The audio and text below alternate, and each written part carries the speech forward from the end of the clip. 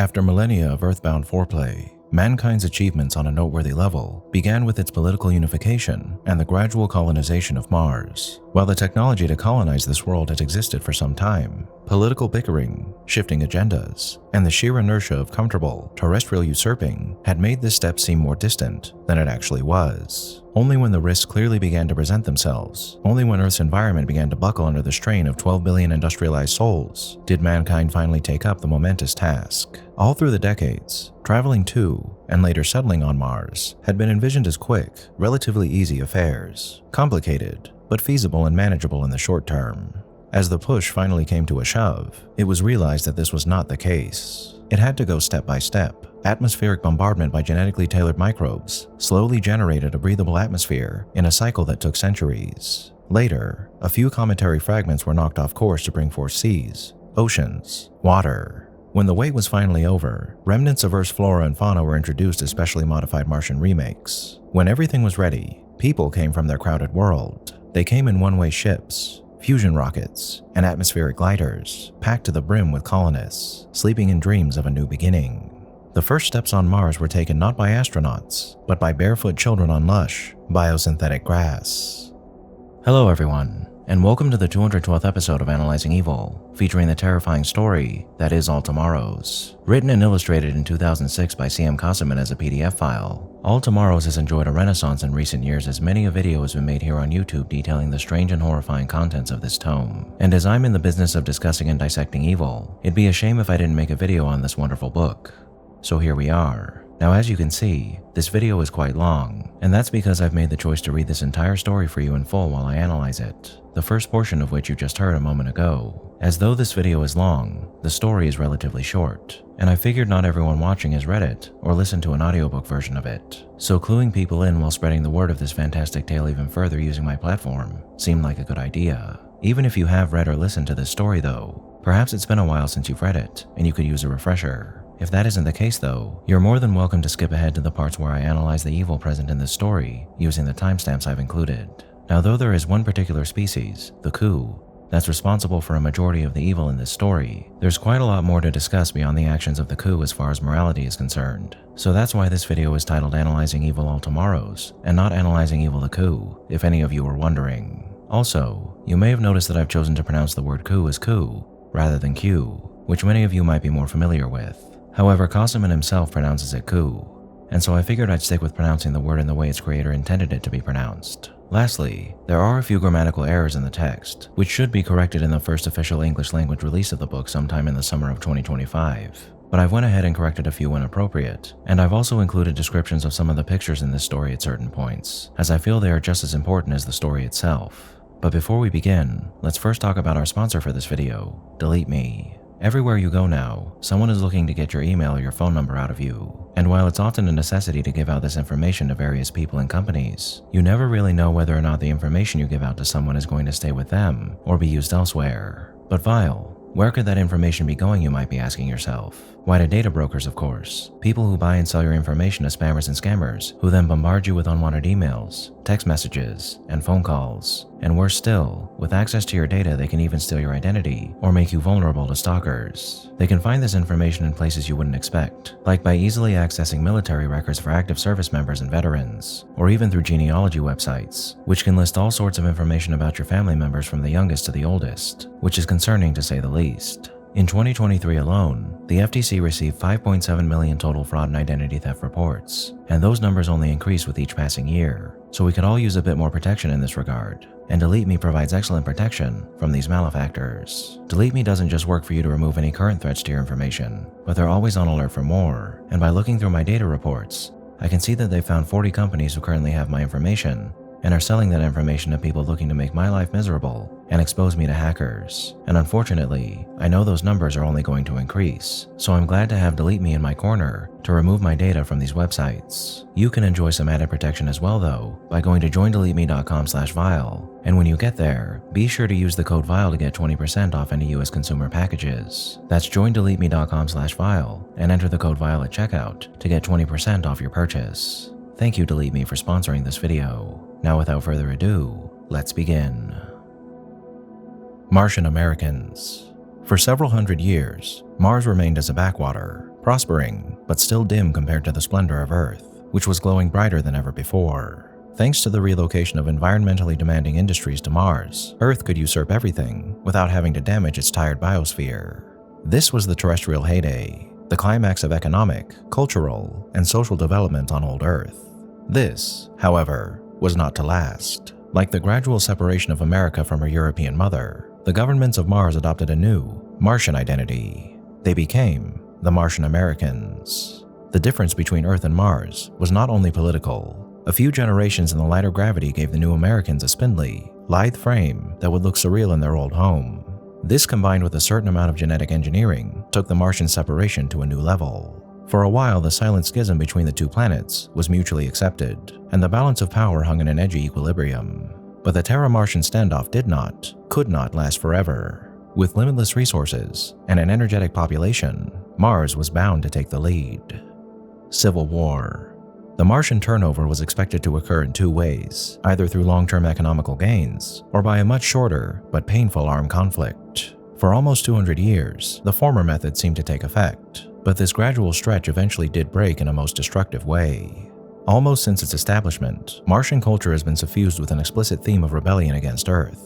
Songs, motion pictures, and daily publications repeated these notions again and again until they became internalized. Earth was the old, ossified home that held humanity back, while Mars was new, dynamic, active, and inventive.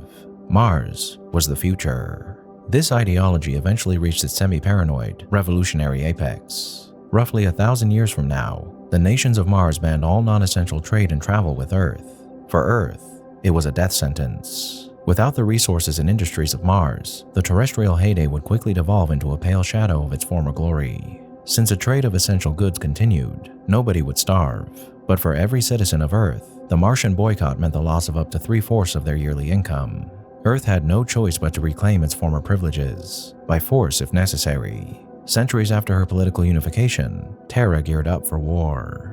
Most thinkers and fantasists of previous times had imagined interplanetary war as a glorious, fast-paced spectacle of massive ships, one-man fighters, and last-minute heroics. No fantasy could have been further from the truth. War between planets was a slow, nerve-wracking series of precisely timed decisions that spelled destruction on biblical scales. Most of the time, the combatants never saw each other. Most of the time, the combatants were not there at all. War became a duel between complicated, autonomous machines programmed to maximize damage to the other side, while trying to last a little longer. Such a conflict caused horrendous destruction on both sides. Phobos, one of Mars's moons, was shattered and rained down as meteorite hail. Earth received a polar impact that killed off 1/3 of its population. Barely escaping extinction, the peoples of Earth and Mars made peace and reforged a united solar system. It had cost them more than 8 billion souls. Star People. The survivors agreed that massive changes were necessary to ensure that such a war never occurred again. These reforms were so comprehensive that they entailed not political, economical, but biological changes as well. One of the greatest differences between the people of the two planets was that over time, they had almost become different species. It was believed that the solar system could never completely unify until this discrepancy was overcome. The answer was a new human subspecies, equally and better adapted not only to Earth and Mars, but to the conditions of most newly terraformed environments as well.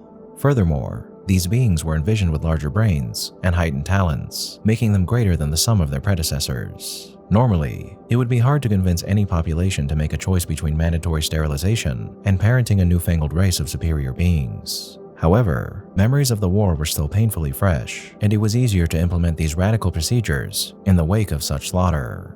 Any resistance to the birth of the new species did not extend beyond meager complaints and trivial strikes. In only a few generations, the new race began to prove its worth. Organized as a single state and aided by the technological developments of the war, they rapidly terraformed and colonized Venus, the asteroids, and the moons of Jupiter and Saturn.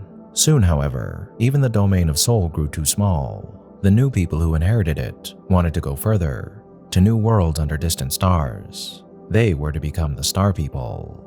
Colonization in the mechanical Oedipi. Even for the Star People, interplanetary travel was a momentous task. Early minds had boggled over the problem, and fantasies such as faster-than-light travel and hyperspace emerged as the only solutions. Simply put, it was impossible to take a large number of people with enough supplies to even the closest star to make colonization feasible. The existing technologies could only slug along at mere percentages of light speed, making the journey an epoch-spanning affair. Enormous generation ships were conceived and even built, but these succumbed to technical difficulties or onboard anarchy after a few cycles. The solution was to first go there and make the colonists later. To this end, fast and small automated ships were sent forth to the stars. On board were semi-sentient machines programmed to replicate and terraform the destination and construct its inhabitants from the genetic material stored on board. A bizarre problem plagued such attempts. The first generation of humans to be manufactured sometimes developed a strange affection for the machines that made them. They rejected their own kind and perished after the massive identity crisis that followed. This technological Oedipus complex was not uncommon. Nearly half of all the colony founding attempts were lost through it. Even then, however, the remaining half was enough to fill humanity's own spiral arm of the galaxy. The Summer of Man. Right after mankind's colonization of the galaxy came its first true golden age. Reared by machine prophets, the survivors of the Oedipal plagues built civilizations that equaled and even surpassed their solar forebears. This diffusion across the heavens did not mean a loss of unity. Steady flows of electromagnetic communication linked mankind's worlds with such efficiency that there was no colony that did not know about the goings-on of her distant siblings. The free flow of information meant, among other things, a vastly accelerated pace of technological growth. What couldn't be figured out in one world was helped out by another, and any new developments were quickly made known to all in a realm that spanned centuries of light. Not surprisingly, living standards rose to previously unimaginable levels. While this did not exactly mean a galactic utopia, it was safe to say that people of the colonized galaxy lived lives in which labor, both menial and mental, was purely compulsory. Thanks to the richness of the heavens and the toil of machines, each person had access to material and cultural wealth greater than that of some nations today. Such an example can be seen here as two star people watch a holographic movie as they lounge under the remnants of their colonized world's indigenous flora. For them, it is a life of continual bliss. During all this development, a curious phenomenon was observed. While alien life was abundant in the stars, no one had encountered any signs of true intelligence. Some attributed this to an overall rarity, while others went as far as divine influence, resurrecting religion. Regardless of the theorizing, one question went truly and utterly unanswered. What would really happen if mankind ever ran into his equals or superiors in space? An early warning. During those times, a small discovery of immense implications warned humanity that it might not be alone. On a newly colonized world, engineers had stumbled across the remains of a puzzling creature, considered so because it had every hallmark of terrestrial animals on an alien planet. Justifiably named Pandoravis pandora, the colossal fossil belonged to a bird-like creature with enormous claws. Later research determined it to be a highly derived Therizinosaurus from a lineage of herbivorous dinosaurs that died out millions of years ago on Earth. This reconstruction of Pandoravis shows the creature's rake-like claws with which it dug furrows in the soil to find its food. Opportunistic local animals walk alongside Pandoravis, looking for morsels left over from its feasting.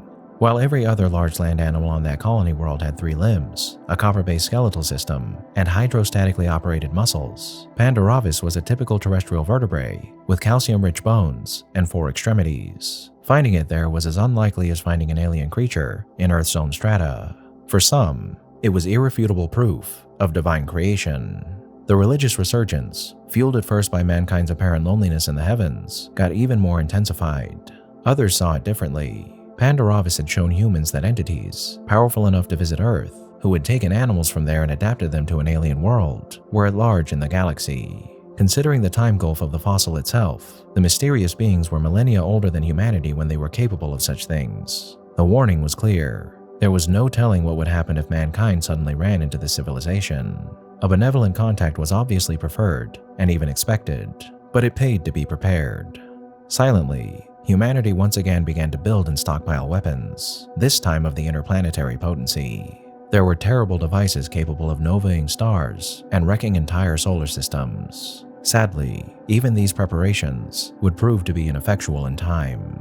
So we haven't gotten to the really nasty stuff just yet, but the elements of this story that we've been exposed to so far offers us a window into an aspect of our existence that has caused nothing but great harm to billions of people over the course of our long history. The dichotomy that emerges between 2 or more different classifications of the same species that causes them to grow distrustful, resentful, or envious of the other when they're in close, yet not intimate contact with one another. Highlighted here for us as well is the notion that though we often try and predict what our future might look like, it's often the case that our predictions are off in many ways. A good example would be what people in the early to mid 20th century predicted the 21st century would look like.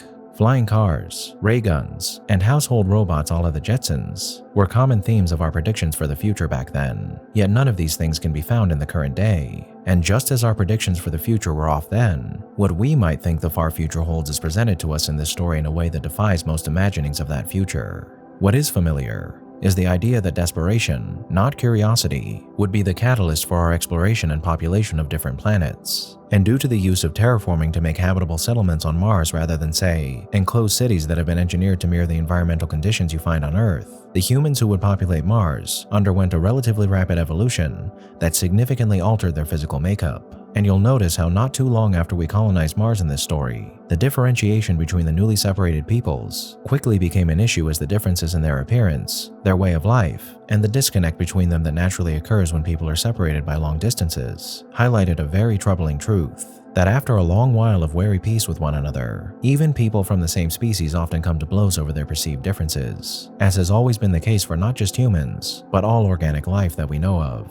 Here we see that rather than colonize planetary societies mirroring our own, as is so often depicted in popular sci-fi media, we find that humanity struggles to find common ground with the offshoot species that develops on Mars, to the point that war becomes the only viable option to correct the turmoil created by their division. A brutal and ugly war that then forced them to conclude that togetherness is the key to the future. While it's always been the case that different subsets of the same species often treat each other this way, in the face of broader ambitions for one species, such disparity is about as harmful to one's goals as you can get, which this portion of the story highlights well. It's one thing if your species is still at a stage where society more so operates with an every man for himself mindset more than anything else. However, it's another matter entirely when it comes to accomplishing bigger and better things, like traveling beyond the stars and colonizing an entire galaxy, an aspect of sentient existence that in this universe would unfortunately continue to haunt humanity well into the future, what would be left of it at least. Now, despite how tumultuous mankind's initial foray into the planetary colonization game was, much like events in the present day, humans and their societies suffer through many hardships, often of such a horrifying nature that the people experiencing those hardships in the moment feel as if things will never get better. But another truth of existence in this universe is that so long as a person or their world doesn't succumb to those hardships, things will always get better. But whether things get better sooner rather than later is dictated by the situation.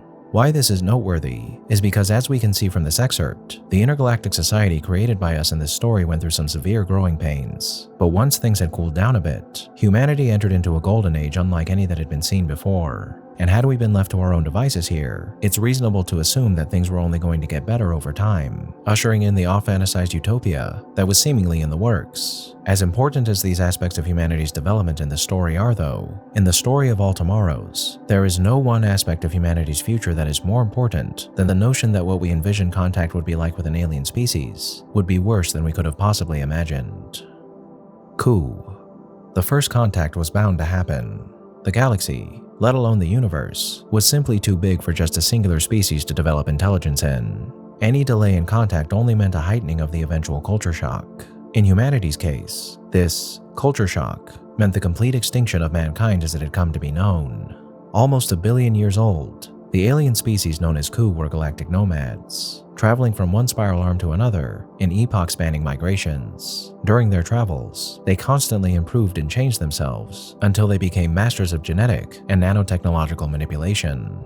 With this ability to control the material world, they assumed a religious, self-imposed mission to remake the universe as they saw fit. Powerful as gods, Coup saw themselves as the divine harbingers of the future. This dogma was rooted in what had been a benevolent attempt to protect the race from its own power. However, blind, unquestioning obedience had made monsters of the Coup. To them, humanity, with all of its relative glories, was nothing more than a transmutable subject. Within less than 1,000 years, every human world was destroyed, depopulated, or even worse, changed. Despite the fervent rearmament, the colonies could achieve nothing against its billion-year-old foes, save for a few flashes of ephemeral resistance. Humanity, once the ruler of the stars, was now extinct. However, humans were not.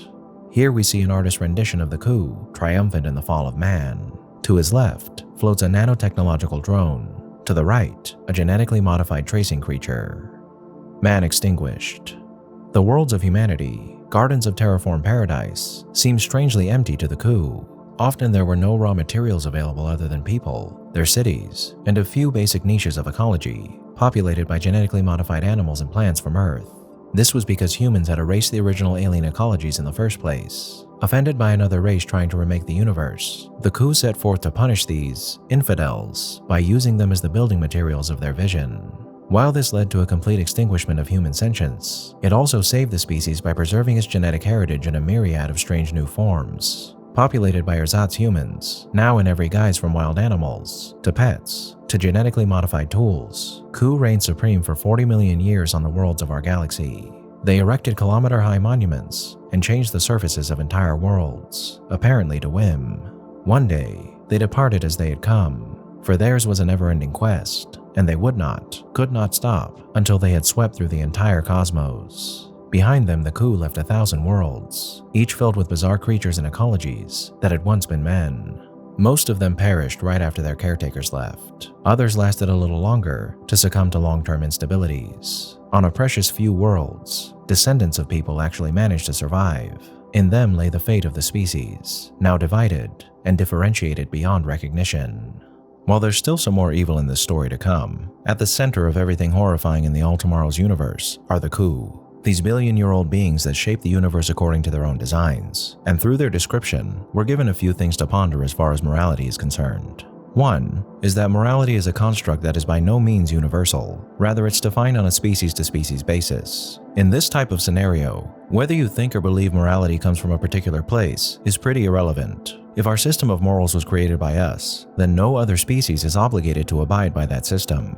If you believe morality isn't man-made and was instead dictated to us by godlike beings, that also doesn't matter all too much, as clearly the coup operate according to their own ideas of morality, and our earthly religions have no bearing on their society, and in fact, their existence goes a long way in disproving many of our own religions. The only possible way whichever god or gods that exist on our planet could exist here and be the true deciders of morality in this universe despite the coup's existence and their blatant disregard for them is if the coup had once towed the line of whichever being or beings are the true lords of the universe, but have since abandoned their adherence to their designs in favor of charting their own course in the universe, which would make them heretics, sinners, or perhaps even demons. But I'd say that's a bit of a stretch. And it's more likely that the coup are simply a separate species from us that are not bound to the views of any other, just as we are. With that in mind, as horrifying as the coup's actions are to us, to them, what they do is simply right. As monstrously evil as the coup and their actions against us are though, when you take the time to consider who they are and what they do, are they really so different from us? Not really, and we'll talk more about why that is in a moment, but one particular way that they are different is found in their species' adherence to a universal ideology that dictates how their species operates. During their travels, they constantly improved and changed themselves until they became masters of genetic and nanotechnological manipulation. With this ability to control the material world, they assumed a religious, self-imposed mission to remake the universe as they saw fit. Powerful as gods, Ku saw themselves as the divine harbingers of the future. This dogma was rooted in what had been a benevolent attempt to protect the race from its own power. Now earlier we talked about how the homogeneity of one species is essential if you ever plan on accomplishing monumental feats like colonizing the stars. And while the monolith that is the Ku and their ambitions aided greatly in elevating them to the veritable overlords of the universe, at the time they encounter humanity, what their adherence to a universal ideology highlights is the fact that it's often not enough for a species to be on the same page goal-wise, but to be in agreement on how to reach those goals and the appropriate way to use the tools at your disposal. This dogma was rooted in what had been a benevolent attempt to protect the race from its own power. To order one society in such a way only makes sense, as when your species has reached a point where every member of it is capable of manipulating matter on a nanoscopic level, what's to stop any one individual, or several million individuals, from using that godlike power to create utter chaos? However, at the same time, the text mentions how blindly adhering to the idea that they are the gods of this universe, who must remake it as they see fit, made the Ku into monsters. And what they've done with seemingly every species they've encountered is indeed monstrous. But again, are they so different from us? And would we not do the same if we were in their position? For as long as we have existed, every bit of organic and inorganic matter on our planet has been at our mercy.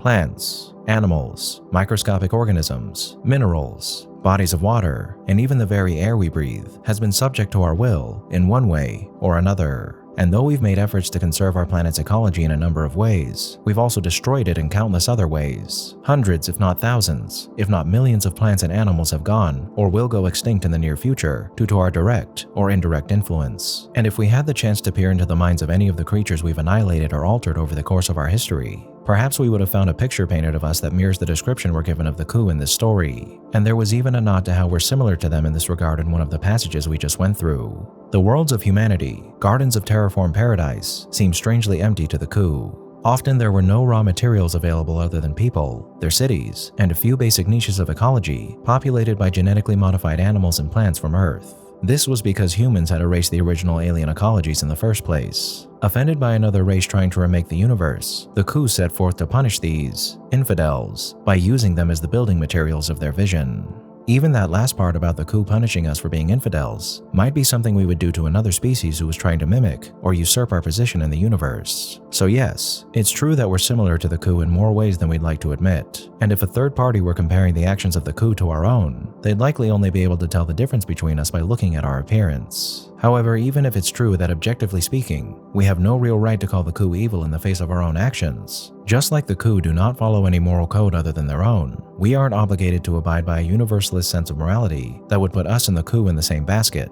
As to us, the coup are beyond evil, a race of aliens that destroyed humanity as we know it, never once taking into account the intelligence of our species when deciding to play with us as a child plays with ants with a magnifying glass. Creatures that laid waste to our worlds and left their marks on them, as well as ourselves, not content to simply punish in one way, but in several. Despite this, humanity would live on within the various creatures the coup corrupted us into, and though the coup's hubris in believing they could toy with so many lives and get away with it would ultimately be their undoing, as we'll discover later on, that would take tens of millions of years, and within that time frame, we have much to discuss regarding the horrors the coup wrought upon our species, specifically the horrors that they transformed us into in an effort to punish us for daring to mold their universe, which is made all the more horrifying by their subsequent abandonment of each of these new offshoots after they toyed with them for some time, though that was also a blessing in many ways, as we'll cover later on. While commenting on each one of these creatures and stating that they're horrifying would be redundant, I will be making comments on these different human forms in some small or great way when appropriate. If I don't though, that means that Kossaman did an excellent job relaying how evil the corruption of these species is, and how tragic each of these creatures are.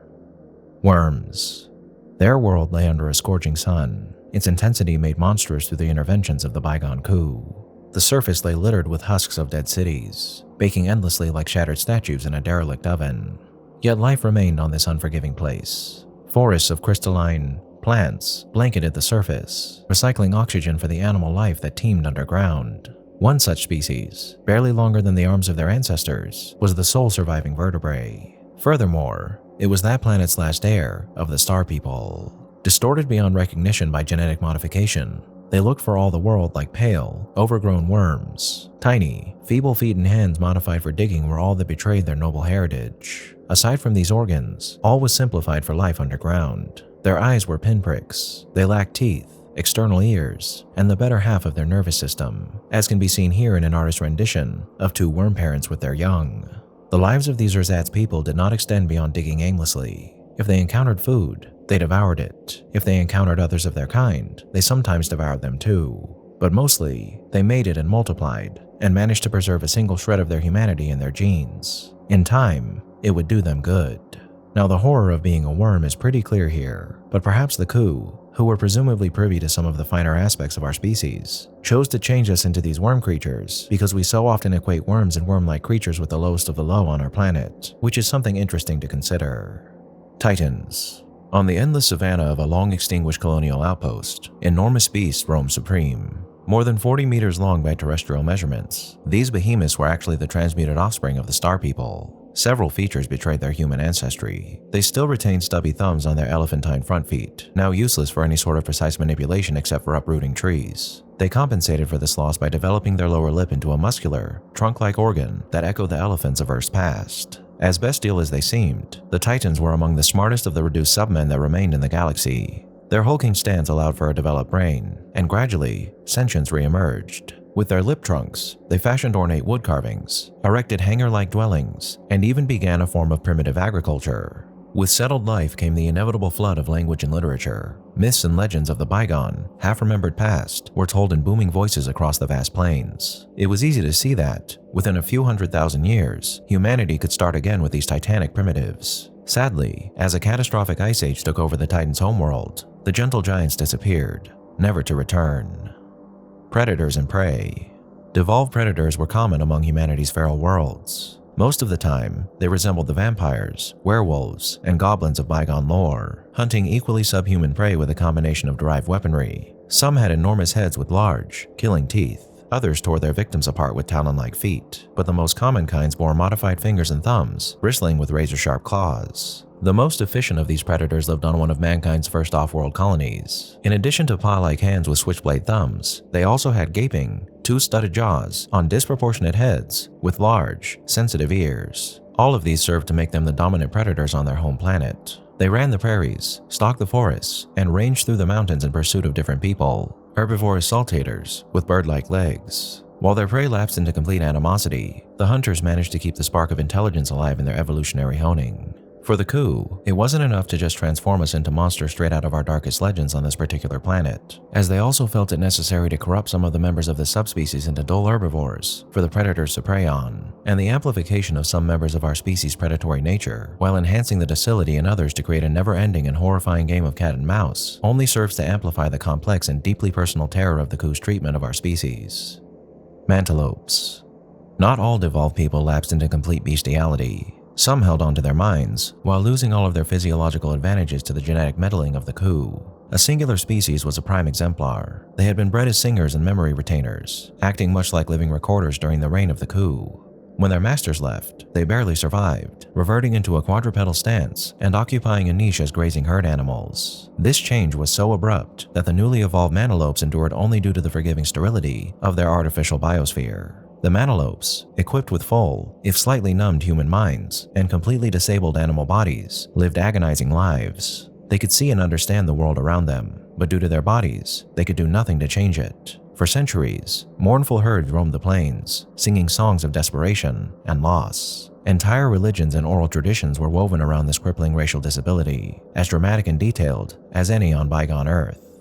Fortunately, the selective forces of evolution made their agony a short-lived one. Simply put, a brain was not advantageous to develop if it could not be put to good use. A dim-witted, half-minded mantelope grew up faster than a smart one and grazed just as efficiently. The mantelope's animal children overtook them in less than 100,000 years, and their melancholic world fell silent for good. Nothing was sacred in the evolutionary process. Out of all the different species we're going to discuss in this video, the mantelopes are without a doubt the most tragic. It's one thing to be transformed into a hideous creature with little to no mental capacity, but it's another thing altogether to become a beast with an intelligent mind that's incapable of influencing the world around it or unburdening itself from the decaying body it inhabits. The horror of the coup and their actions is no more apparent than it is here, on a planet in some far-off system that held beasts who could only ponder and lament their existence, wandering about a landscape ever conscious of their torment, but powerless to stop it. Swimmers. Perhaps because their life cycle involved an aquatic larval stage, the coup had transmuted a large number of their human subjects into a bewildering array of aquatic creatures. Taken care of by specially bred attendants, these post-human water babies came in every shape and size imaginable. There were limbless, ribbon-like varieties of eel people, huge, whale-like behemoths, decorative people who swam by squirting water out of their hypertrophied mouths, and horrifying multitudes of brainless swallowers that served as food stock. All of them were perfectly domesticated. All of them went extinct when their masters left, all save a few lightly mutated, generalized forms. These swimmers still resembled their human ancestors to a large degree. They had no artificial gills. Their hands were still visible through their front flippers. Their feet were splayed affairs that functioned like a pair of tail flukes. Recognizably human eyes peeked through their blubbery eyelids, and they spoke to each other, though not in words and never in sentient understanding. For millennia, they swam the oceans of their ecologically stunted world, feeding on diversifying kinds of fish and crustaceans, survivors of the food stock originally imported from Earth. With the intervention of the coup gone, natural selection resumed. The swimmers became more streamlined to better catch their fast prey. The prey responded by getting even faster, or evolving defensive countermeasures such as armor, spikes, or poison. Their evolution back on track, the swimmers drifted further and further away from their sentient ancestry. They would wait for a long time indeed to taste that blessing again. Lizard herders. They were the lucky ones. Instead of unrecognizably distorting them as they had done to most of their subjects, the coup had merely erased their sentience and stunted the development of their brains. Distantly resembling their ancient forebears on Earth, the primitives led feral lives for an unnaturally long time. They never regained sentience after the coup left, despite having every incentive to do so. This was partially due to the total absence of predators on their garden world, resulting in no advantage for intelligence. Furthermore, the coup had made some small, but integral changes to their brains, tweaking with the structure of cerebellum so that certain features associated with heuristic learning could never emerge again. Once again, the reasons for these baffling changes remained known only to the coup. The dumb people eventually settled into a symbiosis with some of the other creatures that inhabited their planet. They began to instinctively farm some of the large, herbivorous reptiles, ancestors of which were brought from Earth as pets. Soon the balance of this mutualism began to tip in the reptiles' favor. The tropical climate of the planet gave them an inherent advantage, and they underwent a spectacular radiation of different species. They encountered no competition from the only large animals on the planet, the brain-neutered descendants of the starfarers. Faced with a reptilian turnover, the only adaptation the submen could muster was to slip quietly into bestial oblivion. Here can be seen a lizard herder scanning the world with blank eyes as his stock grows stronger and smarter. The future does not seem to belong to him. The comment made about the coup stunting the mental faculties of this particular subspecies is interesting, as it's possible that they were meant to be livestock for the coup, in much the same way the lizards they eventually tamed were to them, serving as beasts of burden or something similar to aid the coup in their never-ending quest to distort all they encounter in their own image. Forced collaboration that would horrify the mind of these poor creatures, were it not for the fact that they were left with no mind with which to be horrified. Temptor. In the Temptors' case, the remodeling was done with an almost artistic enthusiasm. How they managed to survive in their bizarre form was not clear. Their ancestors were used as sessile decoration, and through some miracles of adaptation, they had endured. No human would have recognized them as their descendants. The females were beak cones of flesh some 2 meters tall, rooted in soil like grotesque carnivorous plants. The males, on the other hand, resembled contorted, bipedal monkeys. Unlike their mates, they were perfectly ambulatory. Dozens of them ran around the females' mounds like so many imps. Some would gather food, others would clean the females, while others would stand on guard for danger. Although their actions looked purposeful, the males had no will of their own. In Temptor society, females controlled everything. Using a combination of vocal and pheromonal signals, they guided the masculine hordes into any number of menial tasks, while mating with the strongest, the most obedient, and the dumbest to produce even better drones. On certain periods, they would also give birth to a few precious females, who would be carried away by subservient males to root themselves. Seen here, a male and female tempter illustrate the sexual discrepancy that is characteristic to their species. Note the female's elongated, pit-like vagina. When mating, the males descend into it, like subway commuters. It was a terribly efficient hegemony that would certainly give rise to civilization in a matter of centuries, had fate not intervened. As a stray comet obliterated the Temptors' mound forests, one of humanity's best chances for re-emergence was cruelly swept away. Bone Crusher. Through the deliberate modifications of coup and the blind molding of evolution, the heavens came to be populated with creatures that would put the myths of their ancestors to shame. Their ancestors were pint-sized pets of coup that were bred for the dazzling colors of their tooth-derived beaks. When their masters left, most of these pampered creatures died, with no one or nothing left to take care of them. But some, belonging to the hardiest breeds, survived.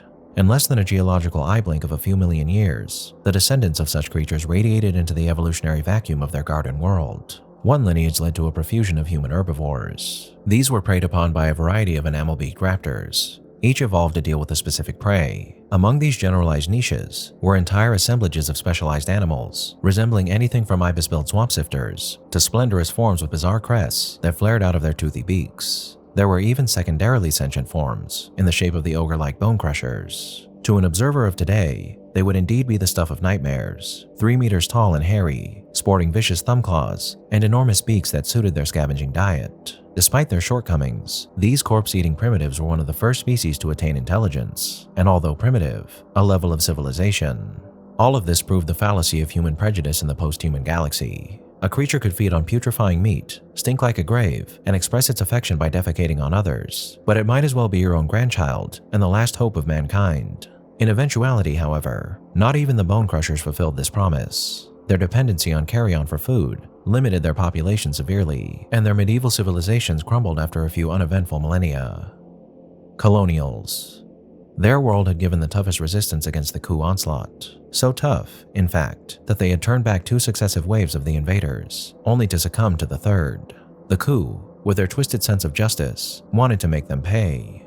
Even extinction would be too light a punishment for resisting the star gods. The humans of the rogue world needed a sentence that would remind them of their humiliation for generations to come. So they were made into disembodied cultures of skin and muscle, connected by a skimpy network of the most basic nerves. They were employed as living filter devices, subsisting on the waste products of coup civilization, like mats of cancer cells. And just to witness and suffer their wretched fate, their eyes, together with their consciousness, were retained.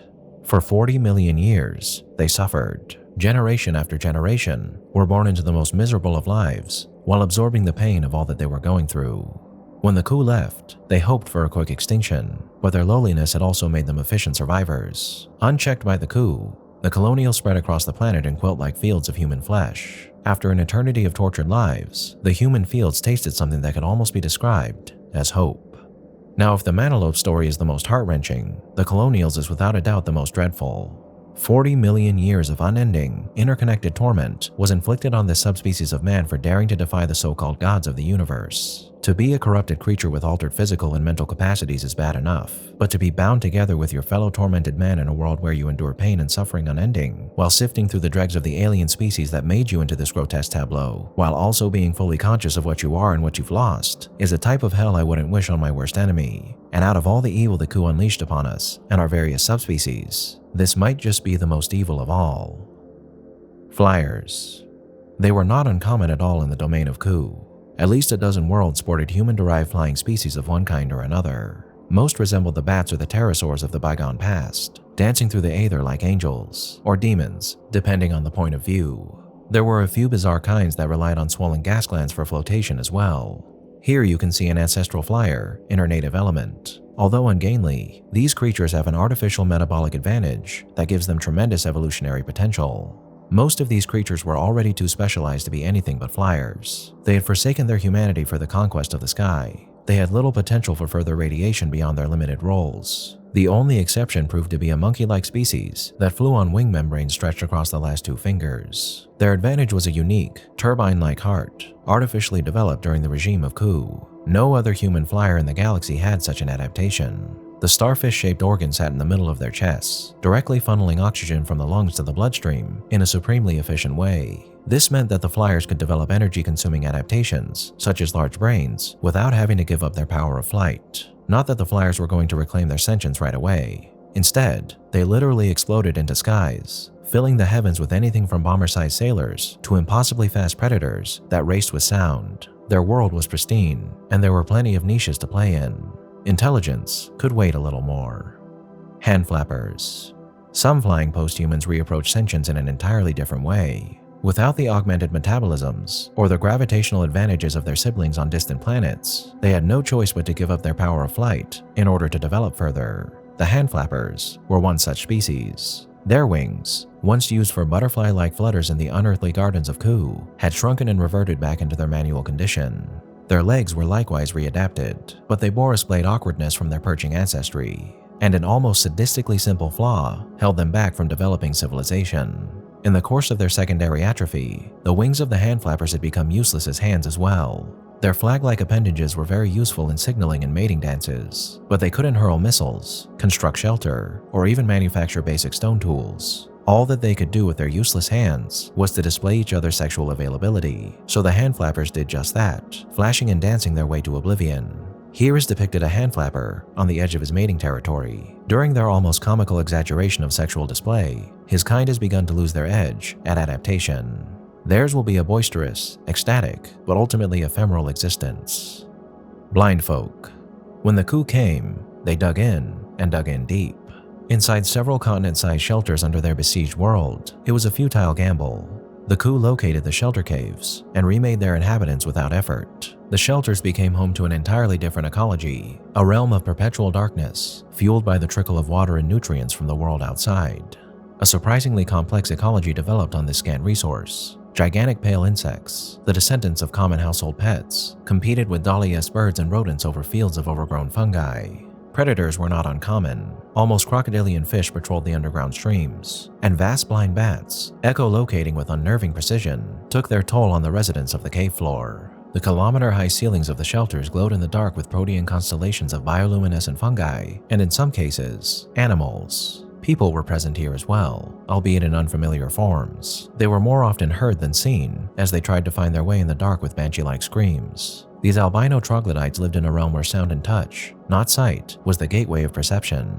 They had developed long tactile fingers, enormous whiskers, and mobile ears to live in the dark. Where their eyes should have been, there was nothing but a patch of haunting, flawlessly smooth skin. Their perfect adaptation to the world of darkness had erased the most basic features of human recognition. Here we see a startled blind father with his year-old daughter. Although he knows better to sit still in order to confuse sonar-equipped predators, the youngster screams and soils herself in terror. Their attenuated fingers are hallmarks of a lifetime spent in darkness. As adapted as they were doomed. Before the blind folk could develop any kind of intelligence to crawl out of their geographical graves, the glacial constriction of their world's continental plates snuffed out the shelters one by one. While not as overtly terrifying as what happened to the Colonials, the story of the blind folk highlights an important facet of the coup's desecration of our species, that no matter how much we tried, no matter where we hid, no planet was safe from the coup. Lopsiders. The coup were grotesquely creative in their redesign of the human worlds. One group of misfortunate souls they transported to a planet with 36 times the amount of normal gravity and made them over for life in this bizarrely inhospitable realm. The results of these experiments resembled nightmare sketchings of Bosch, Dali, or Picasso.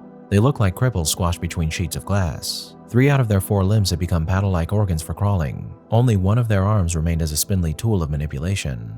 This singular, wizened limb also doubled as an extra sensor, like the antenna of an insect. Their faces were different horrors altogether. All pretensions of symmetry, the hallmark of terrestrial animals from jawless fish onwards, were completely and utterly done away with. One bulging eye stared directly upward, while the other scanned ahead in the direction of the creature's vertically opening jaws. The ears were likewise distorted. Monstrous as they looked, these X-Men thrived in their heavy gravity environment. Once again, there was the usual explosion of species into every available niche, and the Lopsiders consolidated their chances for a renewed sentience. The terrifying and sickening appearance of the Lopsiders is accentuated by this artist's depiction of one of their number feeding some indigenous pets native to this high-gravity world. The domestication of native fauna is the Lopsiders' first step on the long way towards civilization. Striders.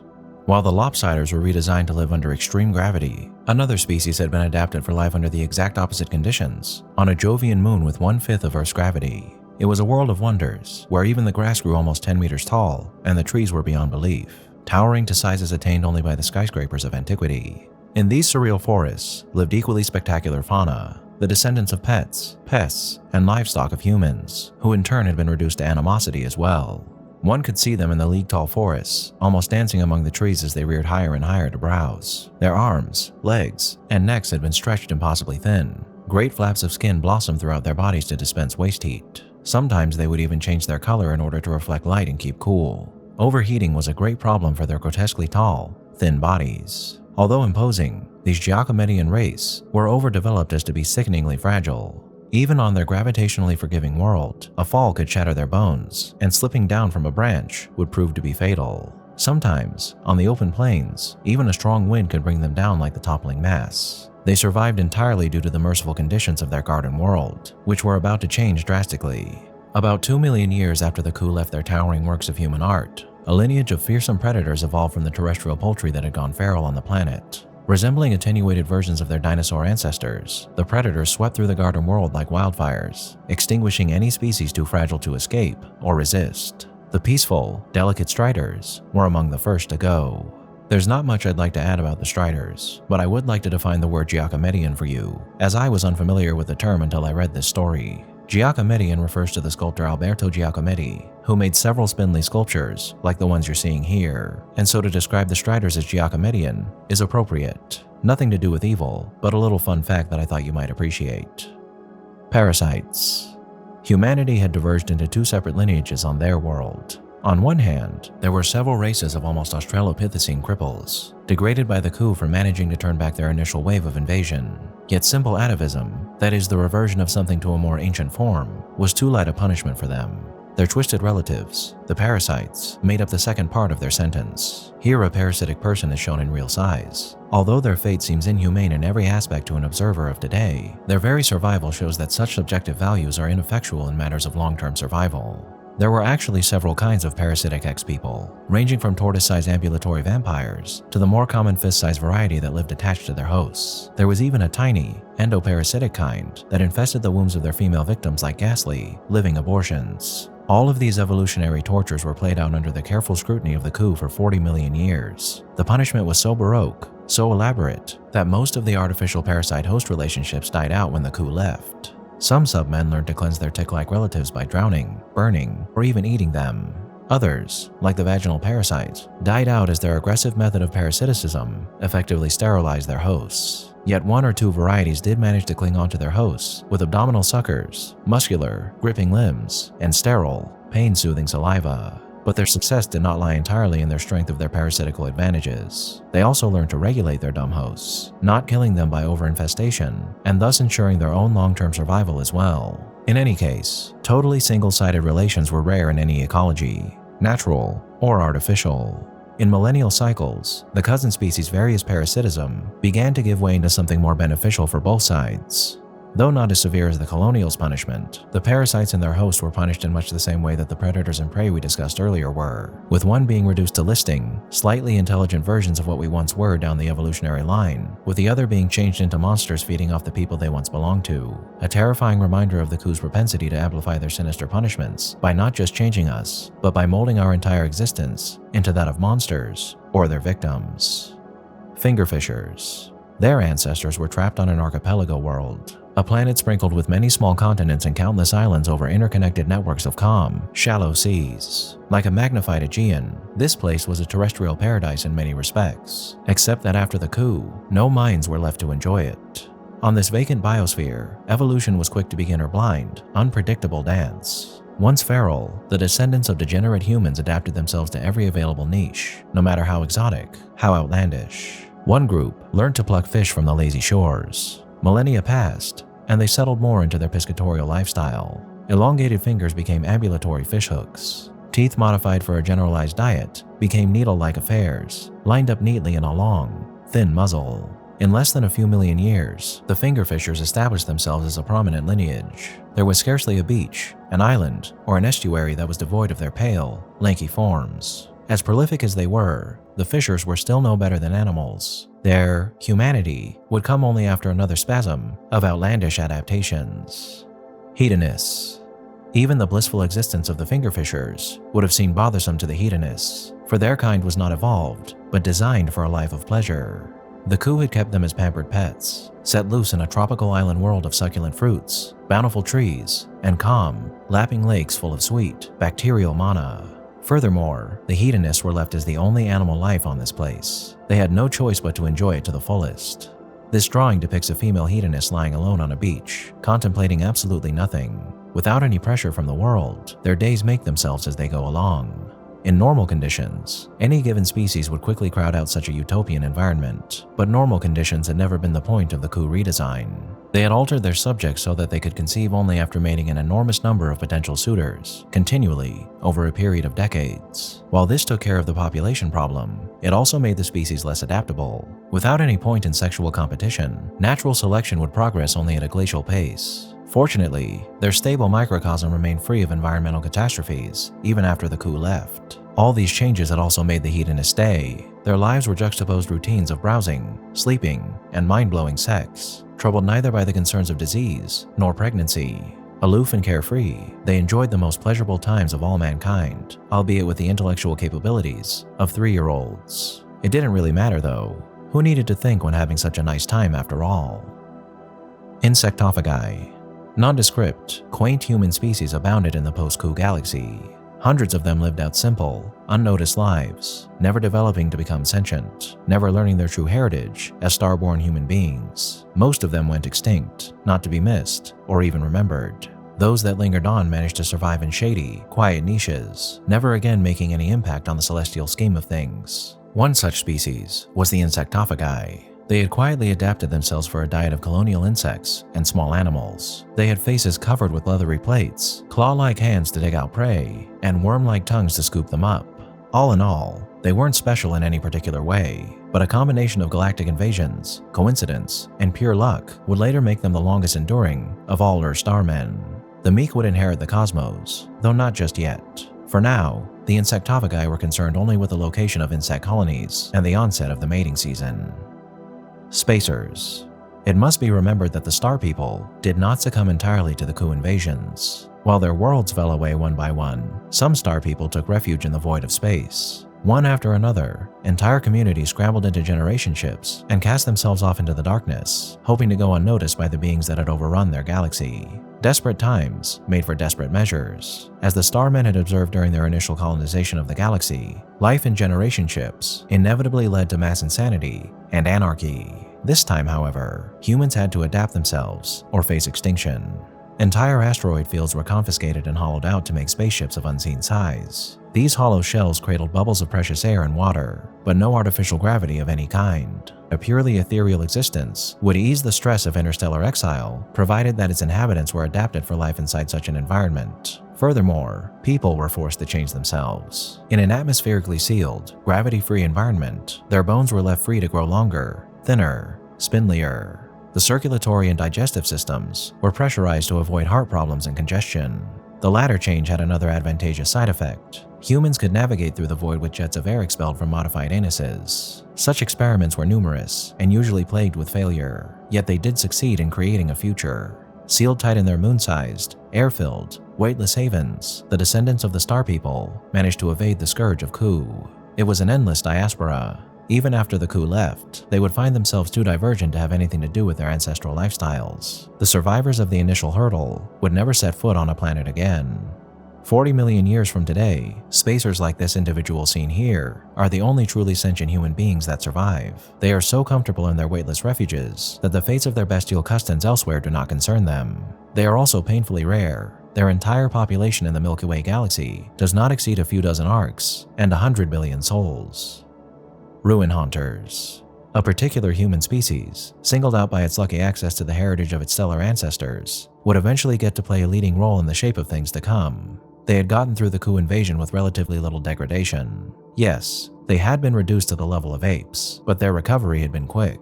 Apparently, the coup had not worked as hard at suppressing their intelligence, nor had they made a comparable effort to wipe away the material traces of the Starmen. Even after millions of years, enormous ruins of the global urban spaces littered the continents of their world. Thus did the Ruin Haunters earn their names. With developed minds and unrestricted access to the wisdom of the ancient cities, the exponential pace of their development was only natural. One by one, they deciphered and built upon the secrets of the bygone Star People, until they almost equaled their galactic ancestors in wisdom and skill. All of this development happened in an unnaturally short period of time, and sometimes the old technologies were not even understood as they were blindly replicated. Needless to say, such a pace of development put premature stresses on the social and political structures of the Ruin Haunters. They barely survived the 5 consecutive world wars that raked their planet, 2 of which were thermonuclear exchanges. They made it through though. Their baptism with fire had hardened and awakened them. The wars united them politically and pushed their technological capabilities even beyond the level of the Starmen. Coincidentally,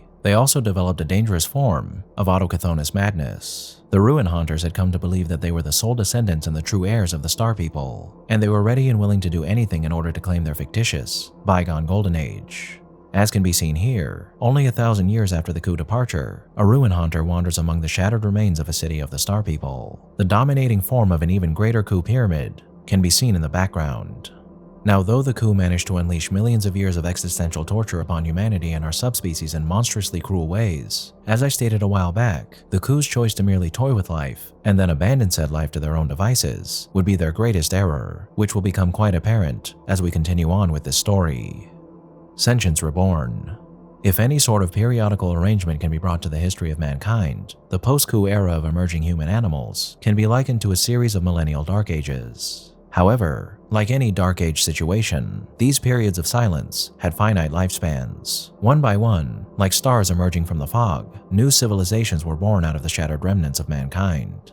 In some rare cases, the recovery was swift, and straightforward. In most other situations, it came only after a lengthy series of adaptive radiations, extinctions, and secondary diversifications. Within these lines of descent, there was as much distance between the initial post-humans and their intelligent descendants as between the first Cretaceous fuzzballs and Homo sapiens. Sooner or later, human intelligence returned to the cosmos, but except from their shared ancestry, these new people had nothing in common with people of today or even each other.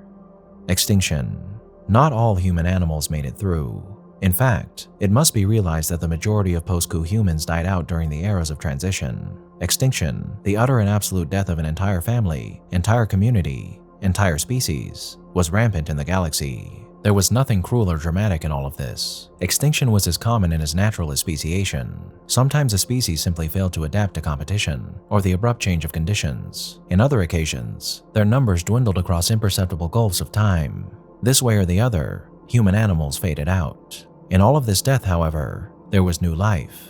As one species vacated a certain niche, others would soon step in to take its place. Adaptive radiations would follow, filling in the blanks with myriads of diverse and varied forms. Despite the fallen, the flow of life would proceed, blazing in constant turnover. An example of the overwhelming amount of extinction that occurred over the long millennia of the Ku's reign, as well as the millennia that followed after they left these worlds, is made evident through this rendition of the fossil of an extinct, aquatic human from a forgotten colony world. Unbeknownst to the universe, his kind adapted, flourished, and died out soon after the Ku retreat. His tale serves to tell us that all that is alive will inevitably perish, and it is the journey, not the conclusion, that matters.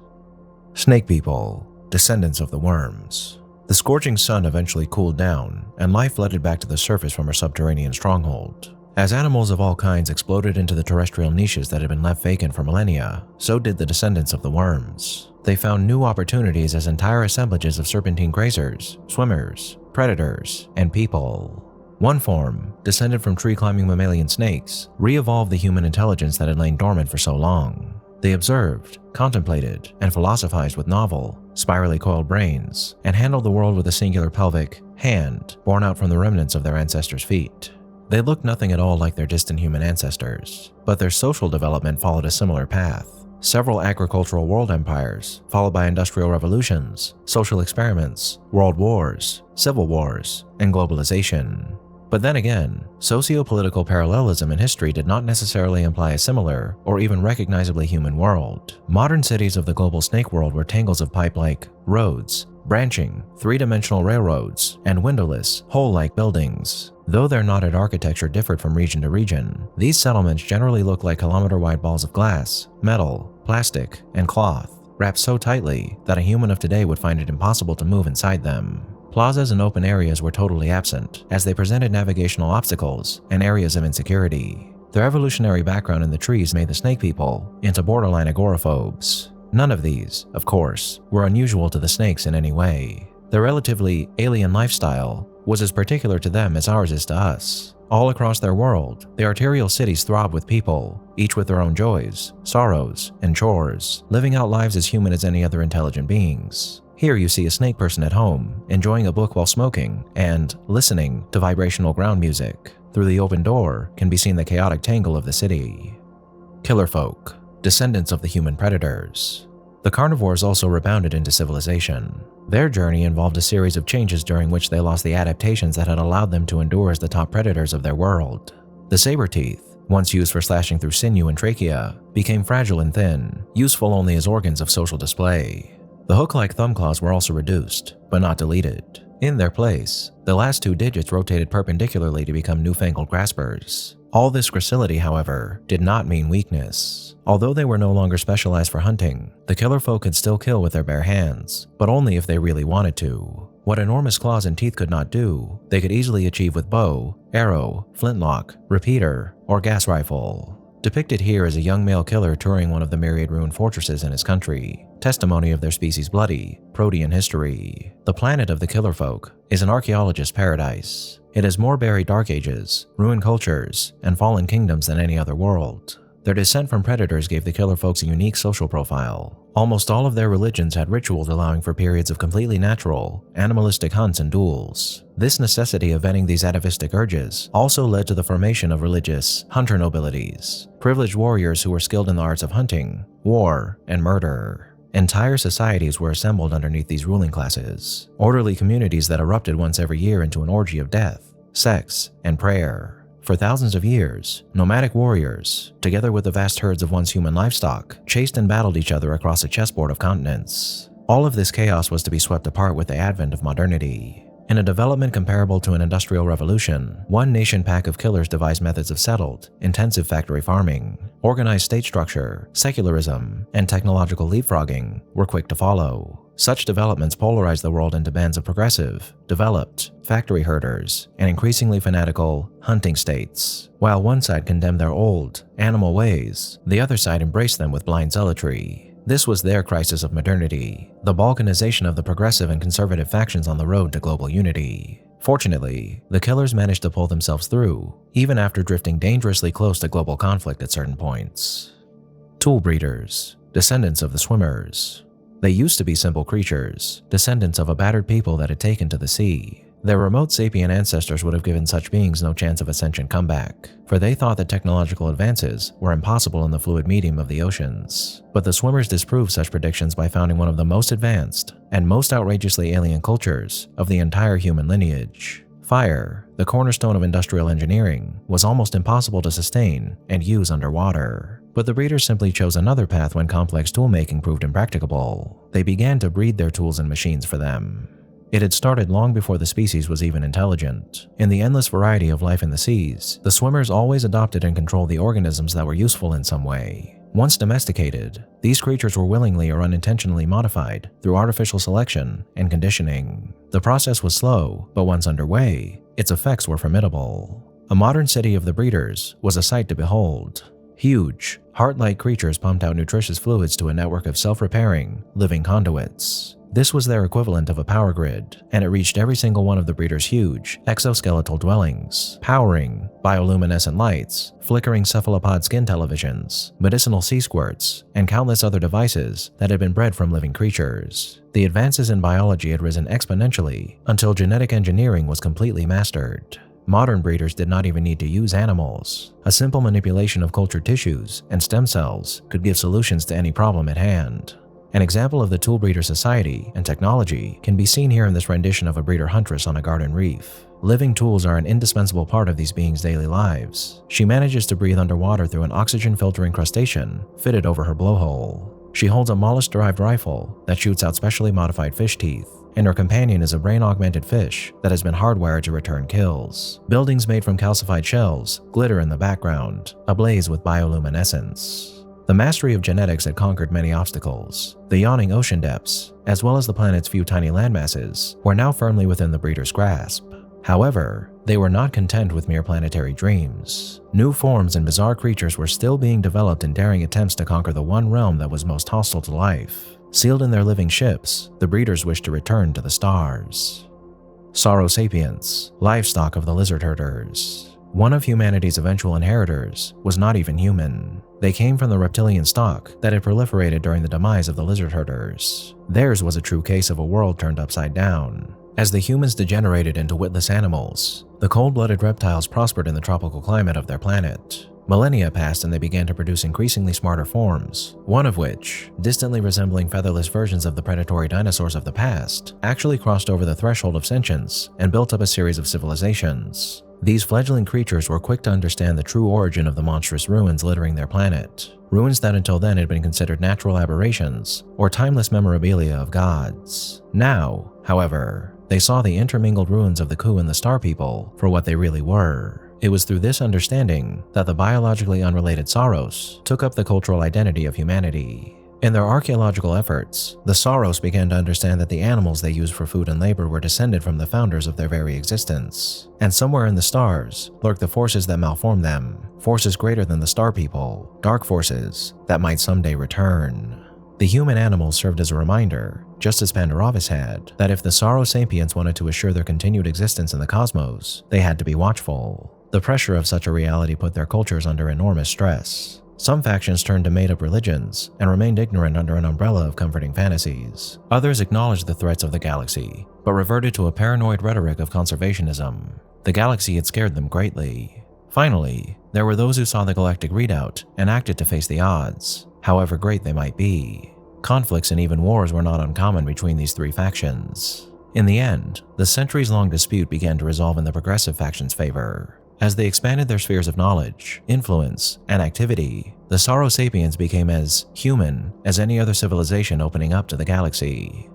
Modular People, descendants of the Colonials. The blind workings of evolution followed the unlikeliest paths, made use of the most fleeting opportunities. The very existence of the Modular People was testimony to this fact. Their ancestors, the Colonials, would have been seen as hopeless cripples by almost any observer. They lacked coherent organs, and their existence was limited to carpeting water shores, like mats of algae. But as degenerate as they were, the Colonials were resilient survivors, able to hold on to life in the harshest of conditions. As time passed, they began to organize themselves in differentiated colonies instead of homogeneous mats. Each human cell could perform a singular function and benefit from the union of others. Thus began the Great Age of Organization, during which different colonies competed with each other by developing specialized human cells that would give them an edge in the struggle for life. Some colonies grew enormous taproots that were able to siphon resources from far away. Others abandoned roots altogether and began to move themselves on starfish-like foot segments. Some colonies came up with units equipped with claws and poisons, taking competition to a brand new, deadly level. Others responded to the threat with armor plating, or watcher cells equipped with enormous eyes. The eventual winner of this colonial arms race was a sentient colony, organized around hyper-specialized units, whose entire purpose was to direct the others. These colonies spread around the planet as they adapted the parts of their rivals to function within themselves. Thus were the Modular People born. Depicted here is a modular colony treating a specialized digester unit with sprays of anti-ulcer medication produced by the medical drone held in its hands. Note the differing segments, each of them mutated human beings in themselves. Living in fully industrialized megalopoli, they came in an incredible variation of shapes and sizes. Anything from castle-like guardian forests to diminutive, scuttling couriers was a member of the modular whole. They could combine with each other and split up, or exchange parts as needs presented themselves. The only thing constant in all of their protean existence was their mental and cultural unity. Due to their biological structure, these people had managed the impossible. They were actually living in a world of peace and utopian equality, where everybody was happy to be parts of greater, united wholes. Pterosapiens, descendants of the Flyers. The Flyers' supercharged hearts had given them an evolutionary winning hand, and they diversified to fill up the heavens. It was only a time before the competition in the skies got too intense, even for their souped-up metabolisms. Some lineages gave up their wings and returned to the ground, living as differing sorts of predators, herbivores, and even swimmers. Their aerial adaptations gave them an edge on the ground, and they produced forms of stupendous size and agility. There were wonderful beings, but no sentience came out of the terrestrial sky beasts. Instead, civilization flowered in the skies. One species, from a line of waiting stork-like predators, evolved a brain that was large enough to imagine and act upon the world. Their feet, already versatile to catch slippery, swamp-dwelling prey, got even more articulate and assumed the role of hands. As a compensation, they lost some of their aerial streamlining, but what they could not do with their bodies, they were more than able to make up with their minds. The power of flight made the Pterosapiens a global folk before they could invent nations and borders. With such an inherent ease of travel, ideas and individuals diffused too fast for social differences to ossify. Acting with a planetary awareness, they farmed their gigantic, terrestrial relatives, raised cities of perches and fluting towers, harnessed the atom and began to gaze up to the stars, without having to compensate too much from the average individual's social welfare, and without dividing up into quarrelsome factions. As egalitarian as their life seemed, they paid a stunting, inevitable price. Their hearts, even in its boosted state, had trouble supporting their power of flight and grotesquely large brains at the same time. As a consequence, their species had an ephemeral lifespan. A Pterosapien was sexually mature at 2, middle-aged by 16, and usually dead by 23 years of our time. This grim cycle caused them to appreciate every moment of their existence dearly, and they pondered upon it with feverish intensity. A shelf of scrolls by Pterosapien philosophers would have been the envy of every human library. In their cities, life blazed away with unreal speed, rushing past to meet fleeting deadlines. As a species, the angelic flyers were victims of heart disease. Depicted here is a Pterosapien in all its fleeting splendor, posing by the bizarre buildings of a seaside resort. At 10 days long, this will be the only holiday in her ephemeral life. Asymmetric People, Descendants of the Lopsiders. Although contorted by gravity, the Lopsiders managed to regain their sentience and develop a civilization in a short few million years. Pancake-like buildings spread all over their planet. These constructs looked like squash bunkers, and they were never more than a few meters high. They did not seem like much, but such structures were entrances to underground homes, schools, hospitals, temples, universities, but also embassies, prisons, asylums, command centers, and arsenals. They lived strange lives, but the Lopsiders were human in all of their virtues and evils. Thus, it was only natural for them to expand outwards and look for new frontiers to colonize. Fortunately, their solar system harbored other planets, which were similar to the Lopsider homeworld in almost all respects except gravity. But they weren't willing to let such trivial details stop them. Throughout their history, humans had always risked changing themselves to preserve their future. It was a risky gamble, but it had paid off since the days of the Martian Americans. But re-engineering the flattened Lopsider body for a benign gravity was a monumental task indeed. Suffice it to say that the experiments took millennia to achieve even limited success. After countless attempts, the asymmetric people were born, or rather made. Their bodies were changed considerably. What had been shovel-like toes to slither through the high-gravity dirt had become centipedal legs, and the singular, grasping hand was elongated to an extreme degree. Their grotesque faces had been inverted and turned upside down after reverting from a flounder-like existence. Twisted as they were, members of this new race enjoyed tremendous advantages over their flattened forefathers. An example of their makeup can be seen here, as an asymmetric nobleman poses nude to reveal his bizarre anatomy. Normally, these creatures dress up in elaborate garments that resemble heaps of interconnected and large stockings. Their social development also paralleled that of the bygone Martian Americans. Once again, there was a golden age, followed by increasing tensions and interplanetary war. But unlike the Martians, the asymmetrics ruthlessly exterminated their parent race and went on to rule the solar system alone. On the way, they stumbled across the remains of the coup and the Star People and advanced immensely. Triumphant on their own realm, they turned to the heavens for further exploits.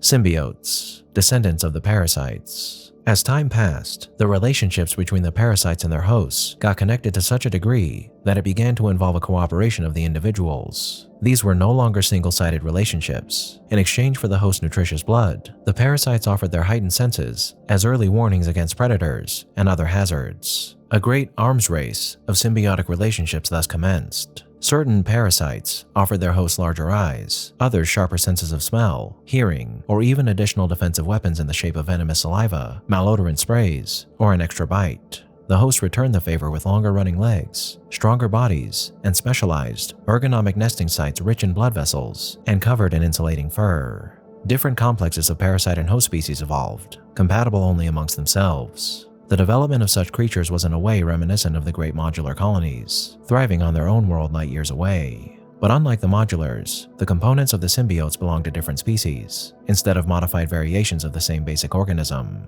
In eventuality, both relationships led to the same point: sentience. In the secluded forests of a certain continent, a new parasitic species developed. They did not have the ballistic poison sprays, infectious stings, or the grossly hypertrophied arm claws of their relatives. Instead, these parasites offered a simpler bargain: an ability to think in return of total submission.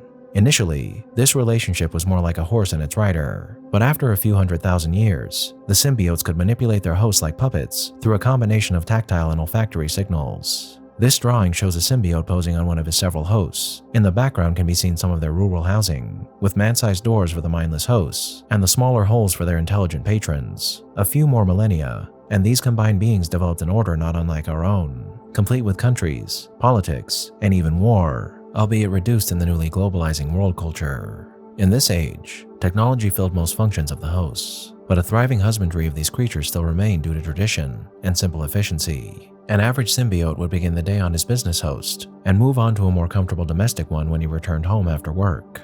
And perhaps, on the olfactory television, he would smell news of the excavations of the million-year-old Ku ruins, of the marvelous discoveries salvaged from the Starman Rex, or of the enormous radio arrays that rose everywhere to listen to the stars. It was a pattern that was being repeated all over.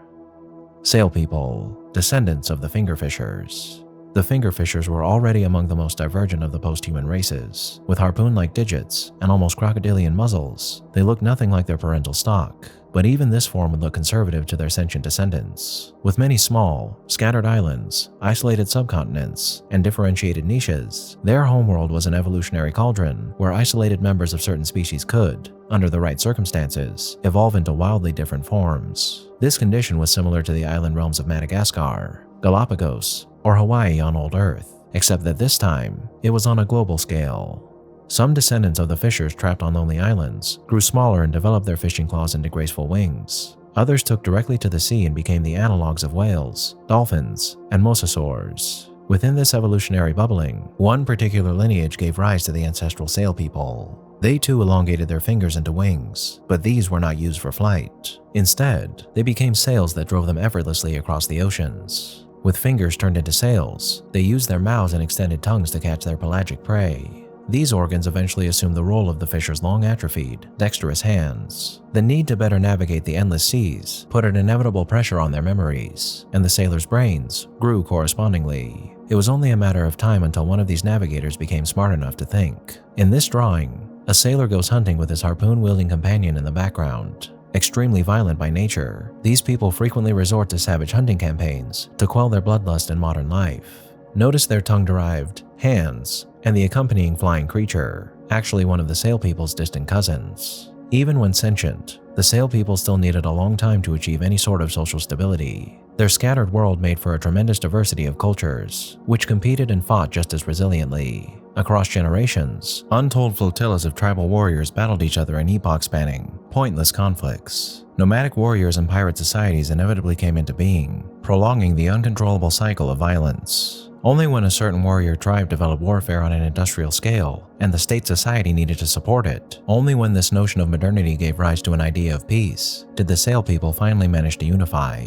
Generations of blood had stained the oceans for far too long. As sad as it is, the story of the sail people highlights a fact of human and perhaps sentient existence overall that has proved to be true time and time again, that war is a great source of inspiration, determination, and ingenuity. And when a society gears much of its efforts towards improving and expanding their war industries, rapid innovations can occur that lead to an increased level of quality of life that then leads to an unprecedented peace that almost, but not quite, makes the terrors of war seem minuscule in comparison. Satyriacs, descendants of the Hedonists. Their pleasure-drenched existence, locked between their static paradise world and their inherently slow pace of evolution, seemed immune to change. Perhaps this was true for 1,000,000 years or so, but on larger scales, complete stasis was a fable. During a particular era, geologic upheavals threw up huge masses of land over the shallow oceans of their world. The Hedonists, until then trapped on a singular island no bigger than today's Iceland, were not too late to colonize these new pastures. This was more of a necessary exodus, since the events that raised the new lands had also thrown up enormous clouds of ash that smothered the atmosphere and blocked out the sun. Their innocence finally spoiled, most of the Hedonists died out, unable to adapt. The only survivors were fast-breeding freaks who had abandoned the reproductive quirks of their ancestors. It was these forms that colonized the newborn continent and gave rise to a multitude of species, which included the Satyriacs, sentient heirs to the Hedonists. These beings resembled their ancestors to a great degree, except that they now sported enormous tails, boneless organs of balance woven out of extended pelvic muscles and fat. Along this appendage, their entire bodies were reoriented in horizontal, almost dinosaurian postures. Although they had abandoned the frantic reproductive strategies of their ancestors, their social lives still retained a delightful tint of casual promiscuity. Some of the joy of Satyriac society is depicted here, as an audience goes wild as a performer hits the climax of his song. Such events are an everyday part of the Satyriac life. The Satyriac civilization was quick to establish itself globally, for even with the additional landmasses, the terrestrial domain of their world remained no larger than Australia. For a while, 3 and then 2 land empires competed with each other, before dissolving into a myriad of smaller nations and finally reunifying into a coherent world order. From this point on, the Satyriac world once again became a valhalla of pleasures, with festivals, concerts, and ritualized orgies punctuating every working week. This time, however, it could all be savored by true intelligence. Bugfacers, descendants of the Insectophagi. Over time, their insectivorous ancestors came to resemble their prey. Hardened, leathery faceplates, once used for defense against stings and bites, ossified and became integrated into the jaw structure. Their hands and feet, with reduced numbers of fingers and toes, developed into pincer-like affairs. Even their metabolism reverted partially into ectothermy in the balmy, lazy climate of their planet. But it was none of those adaptations that gave them the edge in survival. Simply put, a congenital defect allowed them to regain their sentience. Even after the smothering by the coup, the genes of the star people remained dormant in their cells. Through pure coincidence, one lineage of the Insectophagi developed an atavistic throwback, resulting in larger brains, which just happened to be useful in cracking open insect nests with crude stone tools. It was all downhill from there onwards. Although millennia long in itself, the development from Stone Axe to spaceship was an eye blink in geological time. Like many other species, the bug-facers passed through consecutive cycles as agrarian, in their case high-farming empires, colonial endeavors, industrialization, massive world wars, and finally, globalized world states. But there was one thing that set their development apart from all other post-human species. They faced another alien invasion. History does not record much about the invaders, except that unlike the coup, theirs was a singular effort, and it was beaten off in an intense cycle of orbital and terrestrial wars. Although vanquished, the invaders did succeed in leaving behind their traces. They introduced their own flora and fauna, which flourished on the bug-facer home planet long after they departed.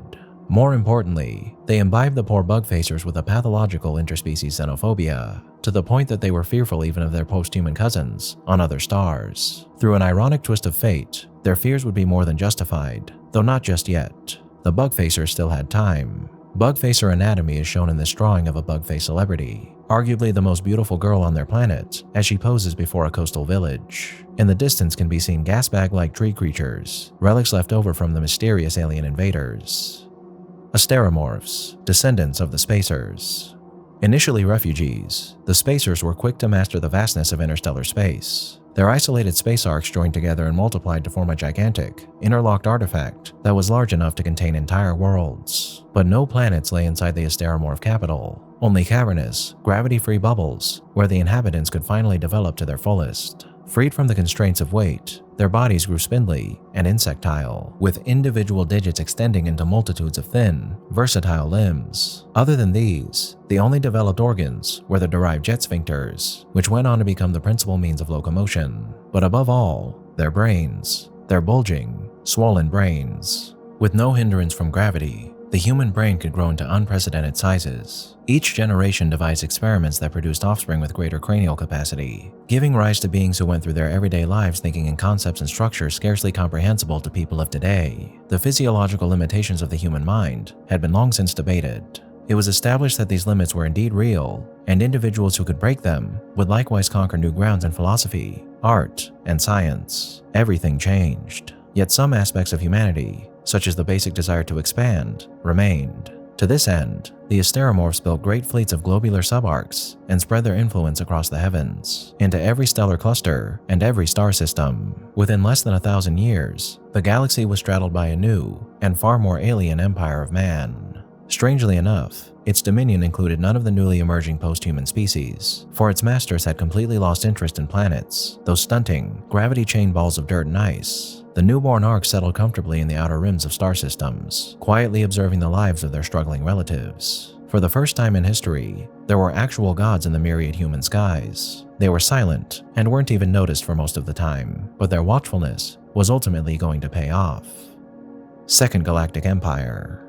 Over time, the sentient post-humans began to reach out to the galaxy. They inevitably stumbled across the ruins of the Starmen and figured out their interstellar ancestry. These discoveries were followed by a realization that there might be others like them, unimaginable distances away. Thus, the fledgling civilization set about probing the skies. The contacts, all established by radio communication, were not spread out evenly. The empire began little more than a few million years after the coup left, with the first dialogue between the earliest killer folk and the Satyriacs. A few thousand years later, they were joined by the tool breeders, hailing out from the ocean depths through living radio arrays. The second wave of sentient species joined in during the following 10 million years, as the modular whole, Pterosapiens, and the fledgling Asymmetrics contacted their celestial cousins. Finally, in the next 20 million years, newly evolving civilizations such as the Sauros, Snake People, Parasite Symbiotes, and the Sail People successfully contacted the burgeoning Galactic Empire. The bug-facers were aware of the whole process, but due to their xenophobic experience, they only opened up after a staggering 40 million years of silence.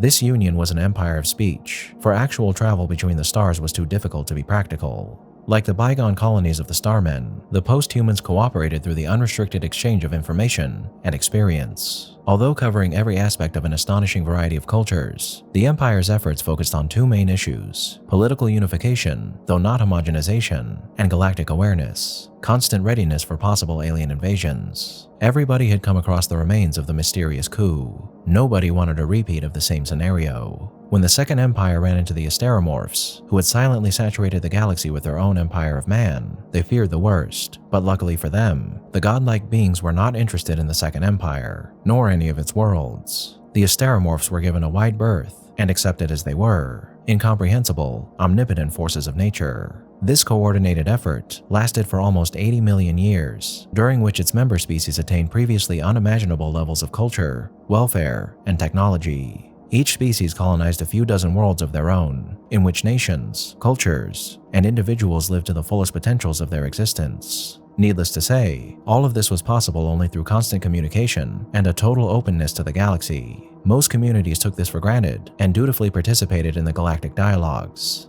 But there were others, silent, darkened beings who refused to join in.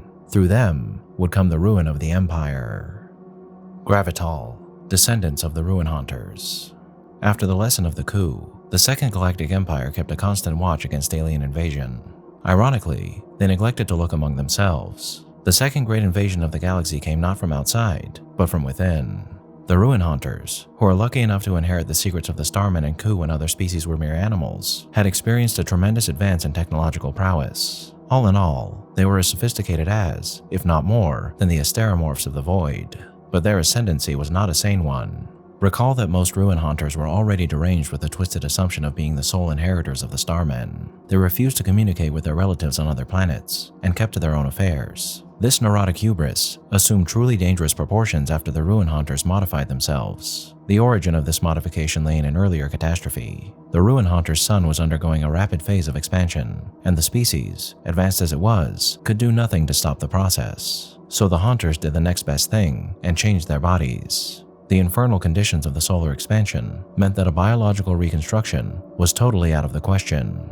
The Haunters replaced their bodies with machines, floating spheres of metal that moved and molded their environment through subtle manipulation of gravity fields. In earlier versions, the spheres still cradled the organic brains of the last Haunters, but in successive generations, ways of containing the mind within quantum computers were devised, and the transformation became absolute. The Ruin Haunters were replaced by the completely mechanical Gravital. While not even organic, the Gravital still retained human dreams, human ambitions, and human delusions of grandeur. Combined with mechanical bodies that allowed them to cross space with ease, made interstellar war a frightening possibility.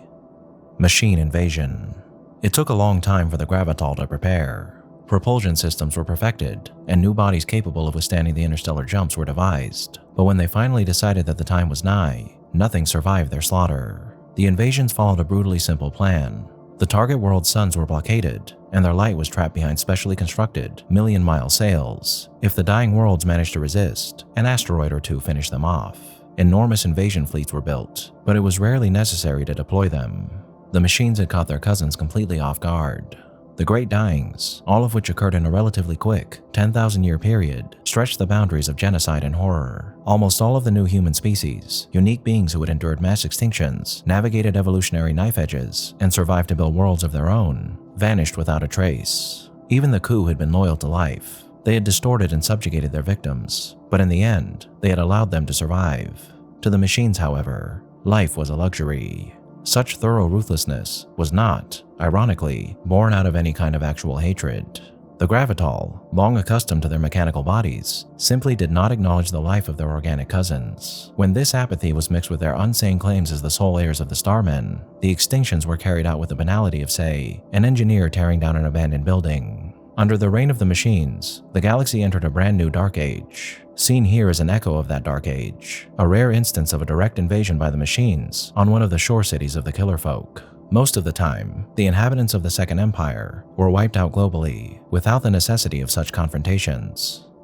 When considering the invasion, the machine invasion brought on the greatest wave of extinctions the galaxy had ever seen, for it was not a simple act of war by one species against another, but a systematized destruction of life itself. When considering such a vast event, it is easy to get lost in romantic delusions. It is almost as easy to write off the Gravital as evil as it is to consider the entire episode as a nihilistic, end-of-everything kind of scenario. Both of these approaches are, as they would be in any historical situation, monumental fallacies. To begin with, the Gravital were not evil, at least not to their own perception. These beings, although mechanical, still lived their lives as individuals and operated inside coherent societies. They had surrendered their organic heritage, but their minds were not the cold, calculating engines of true machines. Even after giving orders that would destroy 1 billion souls, a Gravital would have a home to go to, and, as incredibly as it might sound, a family and a circle of friends towards which it felt genuine affection.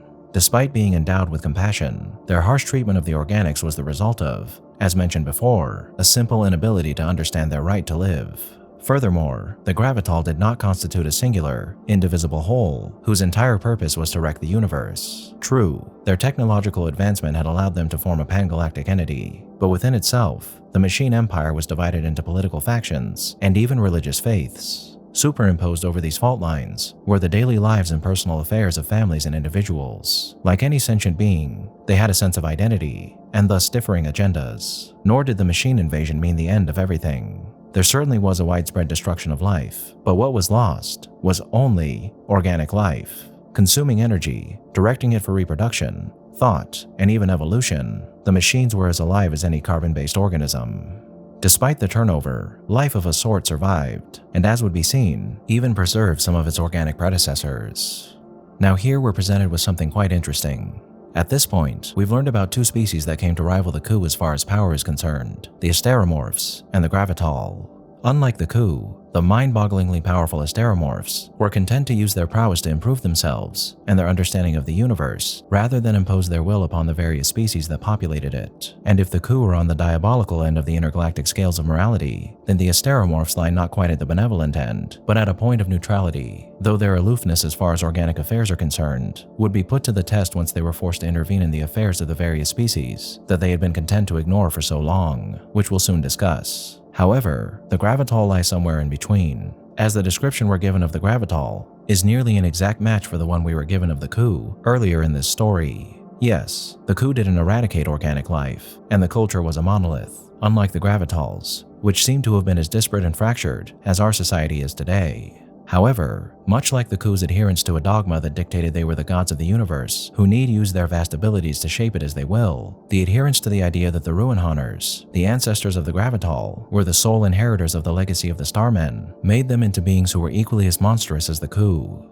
The author notes here that to call the Gravital evil, due to their apathetic view of organic life, would be folly. As to the Gravital, what they were doing was simply the right thing to do. However, in the same breath, he acknowledges that the Gravital were not evil, at least as far as their own perception was concerned. This ties back into what we discussed earlier about the Coup, how no one species is required to abide by the moral inclinations of another. Though that's true, nothing is stopping a species subject to the will of one like the Gravital from labeling them evil. As though the Gravital were seemingly incapable of understanding that the people they obliterated had a right to life and didn't act according to some sort of malicious intent. That in itself is evil to any being who wishes to retain said right to life. And I can guarantee you that just like the human ancestors of the Gravital weren't comforted by the idea that the Coup didn't believe they were evil, no one individual who was incinerated by these metal monstrosities cared in the slightest that the Gravital didn't consider themselves evil for what they were doing. But if you needed any more confirmation that the Gravital were evil, look no further than another similarity they share with the Coup, their desecration of the Bugfacers. Subjects: many descendants of the Bugfacers. The Bugfacers, racially shy and xenophobic due to their background of repeated alien invasions, became the first species to face the Gravital onslaught. As ironic as their fate seemed, the Bugfacers were the luckiest of the post-humans. Instead of being exterminated like the rest of their cousins, they survived as the only organic beings in the machine empire. The precise reasons for their retention remains unknown to this day. Perhaps the machines hadn't perfected their ruthless apathy by then, or perhaps they pitied the poor organics and allowed them to maintain a stunted parody of an existence. Whatever the reason, the Bugfacers endured, but they hardly resembled their original ancestors anymore. Genetic engineering, the lost art of the galaxy-threatening Coup, and later the tool breeders as well, was mastered almost as comprehensively by the machines. Not hesitating to warp the beings which they did not really consider to be alive, they spliced their way into the Bugfacer DNA, producing generations of literal abominations. Would a woman or man of today show any apprehension towards reassembling a computer or even recycling trash? Such was the attitude of the triumphant Gravital. Thus, multitudes of subjects were produced, distorted to such an extent that even the meddling of the coup seemed comparatively timid.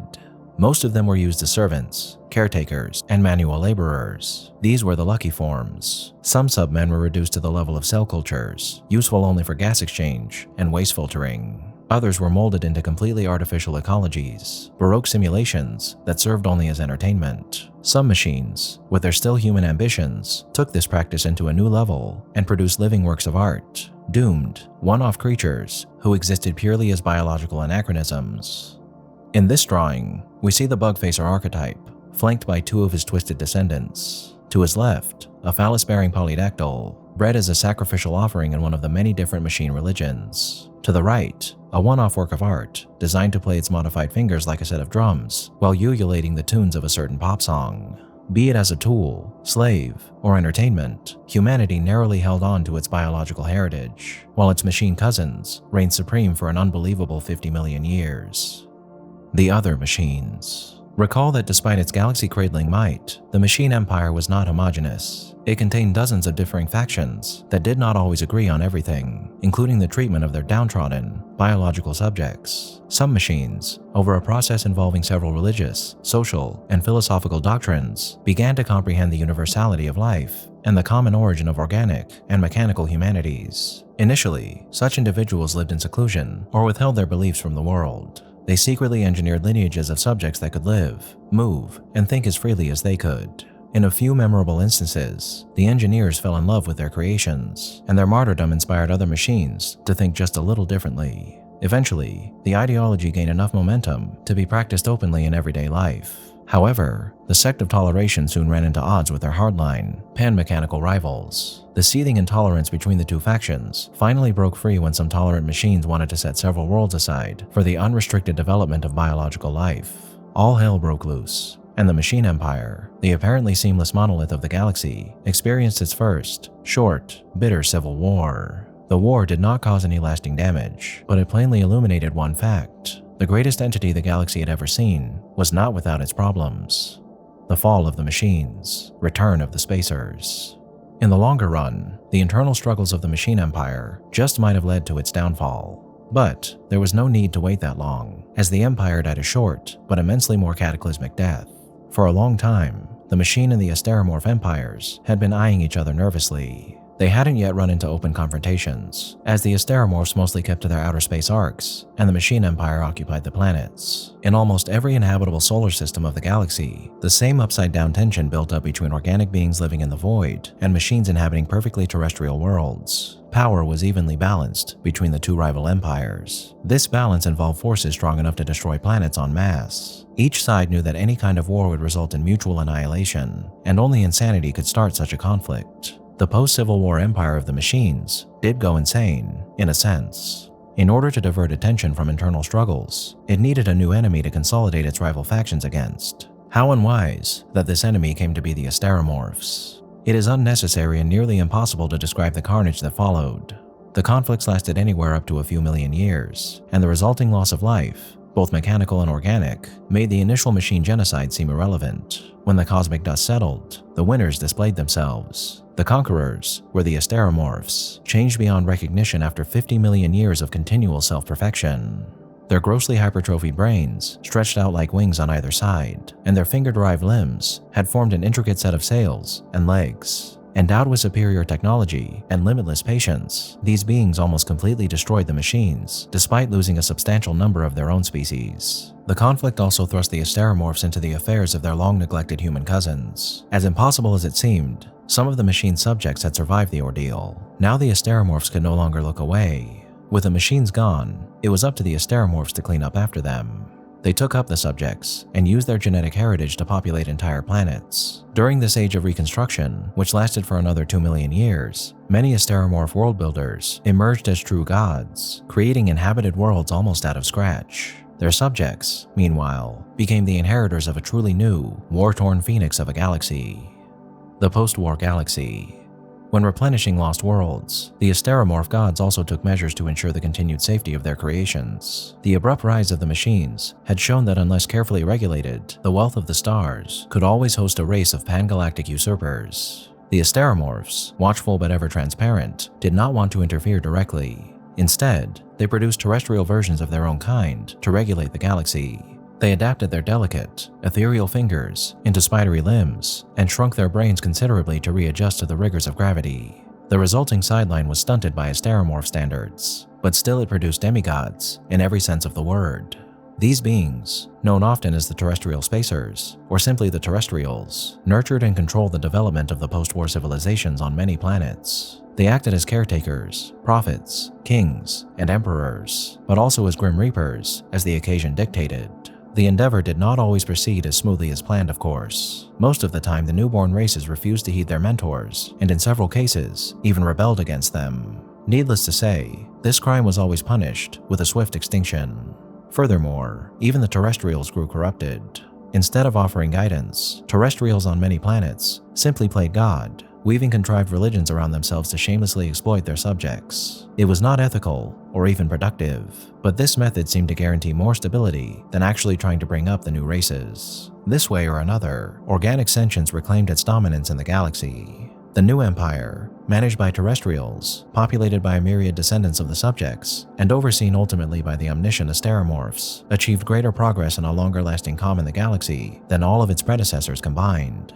In this artist's rendition of a spacer, we see a nude terrestrial showing the highly divergent, yet still bizarrely human anatomy that is the characteristic of this species. These particular terrestrials maintain a religious hegemony over their clueless subjects, dressing up in elaborate veils and headgear to assert their divine inheritance. While the Asteromorphs were far more benevolent towards the other species of the universe when compared to the Khu and the Gravital, here we can see that once they were made to interfere in the lives of other sentients, they became more so benevolent dictators than they were the gentle gods of the remaining peoples, left untouched by the Gravital. The Asteromorphs undoubtedly secured the future for all remaining human life in the universe after they defeated and subdued the Gravital, but they were far from being kindly lords who only wished to save life and let it develop naturally. As just as the Abrahamic God once struck down Sodom and Gomorrah, the Asteromorphs, or rather their terrestrial representatives, never hesitated to eliminate the people under their care when they didn't behave appropriately, which definitely skirts the line between good and evil. As though they clearly had more regard for the sentient right to life, that regard was soundly ignored when those beings dared to defy the will of their latest benefactors. Not quite as diabolical or unfeeling as the actions of the Khu or Gravital, but something that's still worth noting, especially when you consider that the Asteromorphs did much the same thing to the Gravital that the Khu and the Gravital did to humanity and the Bugfacers respectively, even if they might have deserved it. Though to be fair, the machines were allowed far more agency and self-determination under the regime of the Asteromorphs than had been provided to humans or the Bugfacers.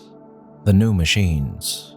Long after their fall from grace, the machines still clung on to existence. During the initial aftermath of the war, the Asteromorphs had planned to exterminate every last one of them, only to discover that the machines were simply too useful to destroy. For millions of years, they had perfected the interface between mind and machine to such an extent that they could live and operate in the most inhospitable conditions. Such beings, deprived of their galaxy-straddling power, would make invaluable contributions to research and exploration in the new empire. There was a sense of poetic justice in all of this. The machines, who once distorted biological life forms to their whim, were finally treated to a similar fate. To begin with, the Asteromorphs completely scrapped their ability of self-contained gravitational manipulation, the very force that had rendered them invulnerable in the first place. They were given finite lifespans and slightly numbed imaginations, so that history would not repeat itself.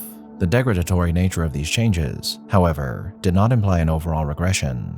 Unlike their ancestors, the new machines were endowed with nanotechnological bodies that could remodel themselves continuously, which meant that they could come in every shape and size imaginable, and then some that could not. A machine citizen could live for some time in the void of space conducting research, and then transform into a completely different body plan for a holiday on a cometary halo, tropical jungle, or a methane ocean. He or she would also make the trip personally by growing temporary hyperdrives and ramjet engines. In this drawing, we see a machine citizen of the new empire. She sports a dazzling pair of branching arms that suit both the latest fashion trends and her job as an artisan. Machines following fashion might seem unusual to a reader of this era, but never forget that these beings are human intelligences, only in different bodies. Despite their breathtaking versatility, the machines were never as common or prominent, even after completely accepting their role as lowly citizens of the new empire. The greatest wars in conceivable history had ingrained the organics with too deep a mistrust of their mechanical neighbors, and the new machines were always treated with a degree of discrimination. The sins of their fathers had come to shackle this most splendorous of all human species. Second Contact. With successive waves of machine-aided discovery and colonization, the new empire grew exponentially. Such was the growth of wealth and progress that its description would need the use of concepts that remain unexplored today. To talk with a man of today about the comings and goings of the new empire would be akin to giving a lecture of 20th century geopolitics to a hunter-gatherer. This magnificent entity was not blind to the universe around it. It turned its eyes, ears, and sensors and probed the events of the surrounding galaxies. The new Galactic suspected that the surrounding nebulae might also have their indigenous folk, and it was wise to contact them before a misunderstanding or conflict could occur. These observations also served as lookouts for potential invaders. Even then, the memory of the coup was not forgotten. The discovery was eventually made. One of the neighboring galaxies was showing patterns of activity that were the unmistakable signs of a sentient organization. Some thinkers reviled in the discovery of a new civilization, while others feared a return of the coup. Fortunately, this second encounter with an alien species proved to be a peaceful one. Perhaps the intelligences of both galaxies were finally mature enough to meet without quarreling. The other galaxy was dominated by connected unions of different beings, presided over by various kinds of amphicephali, bizarre creatures that resembled giant snakes with heads on both ends, one of which bore a secondary, retractile body that they would use to interact with the world. Apparently, they had undergone alternating series of regressions, evolutionary radiations, and self-imposed genetic makeovers, just as humanity had. Here we see an amphicephalous ambassador with spaceships typical of their kind. Her strange body plan betrays an evolutionary history as complicated as that of humanity. With all of their wild difference, the amphicephali were welcome. They were the first, but surely not the last. It's fortunate that the Gravital and the coup weren't around when the United Galaxy made contact with the amphicephali, as rather than their happy meeting resulting in intergalactic harmony, it surely would have ended with the complete obliteration of one of these species. Earth Rediscovered. The purpose of this work is not to describe the limitless progress that followed the cross-galactic contact. One could go indefinitely, chronicling how the United Galaxies re-encountered and subdued the coup, how they cradled their suns with artificial shells, multiplying their inhabitable zones a billion-fold, how they crisscrossed interstellar space with wormholes and made travel a thing of the past. Descendants of those beings even conquered time itself, prolonging the existence of their minds indefinitely via rejuvenating technologies. For a time, all men were gods. But from your vantage point, one discovery truly stood out in this orgy of advance. Compared with gargantuan achievements like the taming of space and the construction of the star shells, it was a mere blip, a revelation of long-forgotten trivia. This was the rediscovery of Earth, the birthplace of humanity, where the omnipresent Asteromorph, the star-gliding machine, and the millions of humble resident races could all trace their origins. However, as we can see here, by the time of Earth's rediscovery, humans have diverged considerably from their ancestral forms. It was made quietly, by a singular researcher combing the vestiges of forgotten history, decade after decade. Millions of years of wars, invasions, and extinctions had buried the evidence thoroughly and comprehensively. When she finally came across irrefutable evidence, nobody was around to celebrate. The discovery sparked a certain amount of interest, though nowhere near as much as other breakthroughs had. To most humans of the cosmos, their ancestral birthplace was simply an interesting piece of information, a piece of trivia with which they had lost all ties. Still, a ship was sent forth, and it landed without ceremony, for now there was no intelligence left on Earth. Too far away from the main centers of population, it had been completely ignored, gone stagnant, and feral. But still, it was home. When the explorers stepped out, human feet trod on old Earth once more, after an absence of 560 million years. Mankind was back home. All tomorrows. I must conclude my words with a confession. Mankind, the very species which I've been chronicling from its terrestrial infancy to its domination of the galaxies, is extinct. All of the beings which you saw in the preceding pages, from the lowly worm to the wind-riding sail people, from the megalomaniacal Gravital to the ultimate galactic citizens, lie a billion years dead. We are only beginning to piece the story together. What you read was our best approximation of the truth. Why did they disappear? Perhaps it was a final, unimaginable war of annihilation, one that transcended the very meaning of conflict. Perhaps it was a gradual breakup of the United Galaxies, and every race facing their private, and slowly afterwards. Or perhaps, the wildest theorists suggest, it was a mass migration to another plane of existence, a journey into somewhere, sometime, something else. But the bottom line is, we honestly don't know.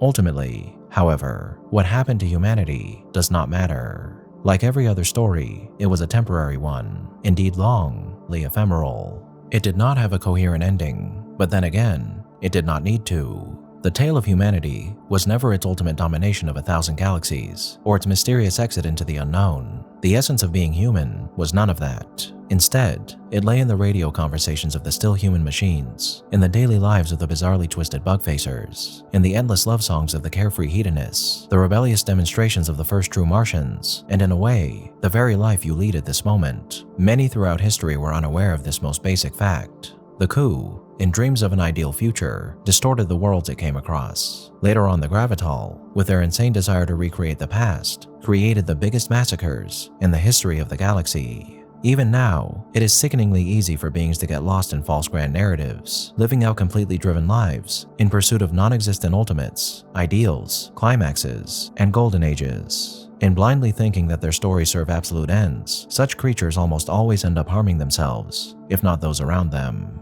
To those like them, look at the story of man and come to your senses. It is not the destination, but the trip that matters. And what you do today influences tomorrow, not the other way around. Love today and seize all tomorrows.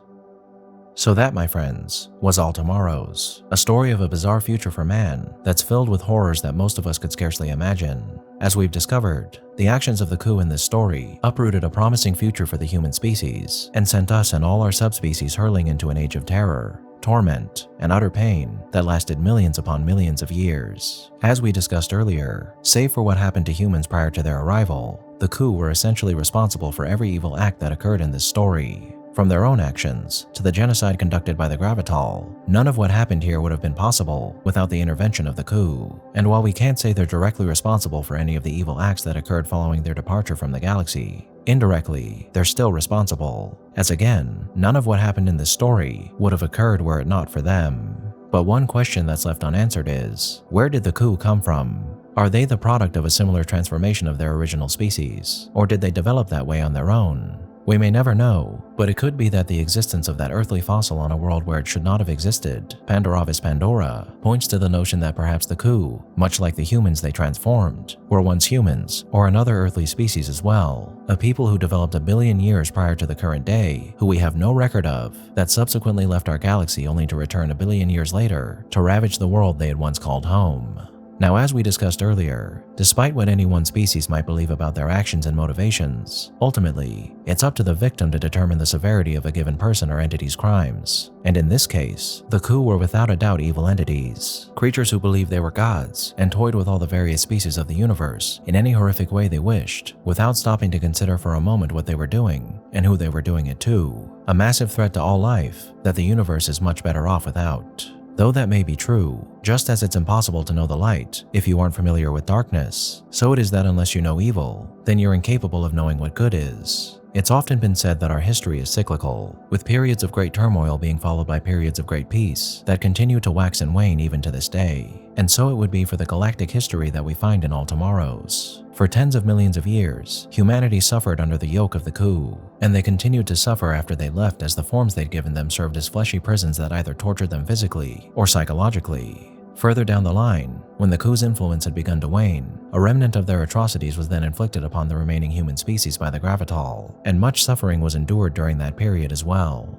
But one day, after 560 million years had passed since the coup robbed us of ourselves and our homes, we find that the various peoples that could trace their ancestry back to humanity not only prospered, but flourished, entering a golden age of sentient existence that made it so every man, woman, and child of this era knew nothing but happiness and peace. As the far-off author of this tale concludes though, it is not the destination that matters, but the journey, and while your journey and my journey must still be burdened by the sins of our past and present, perhaps one day far in the future, when our bones are nothing but dust, people will know evil as something that only exists in the past, for good surely belongs to all tomorrows. Thank you all for tuning in to this episode of Analyzing Evil and this reading of All Tomorrows. I hope you enjoyed it. What are your thoughts on All Tomorrows? Let me know down below and leave a suggestion for a villain you'd like to see featured while you're at it. If you did like this video, be sure to give it a like. And if you aren't subscribed, be sure to do that too. A big thank you to all of my subscribers, my patrons, my members, anyone who's decided to honor me with a super thank, and especially to the people whose names are on screen now. And if you'd like to become one of these people, be sure to check out the links down below or go to my channel's homepage and click the join button. Aside from all that, be sure to check out Delete Me using the link down below or by scanning the QR code on your screen. And as always, thanks for watching, and I'll be seeing you soon.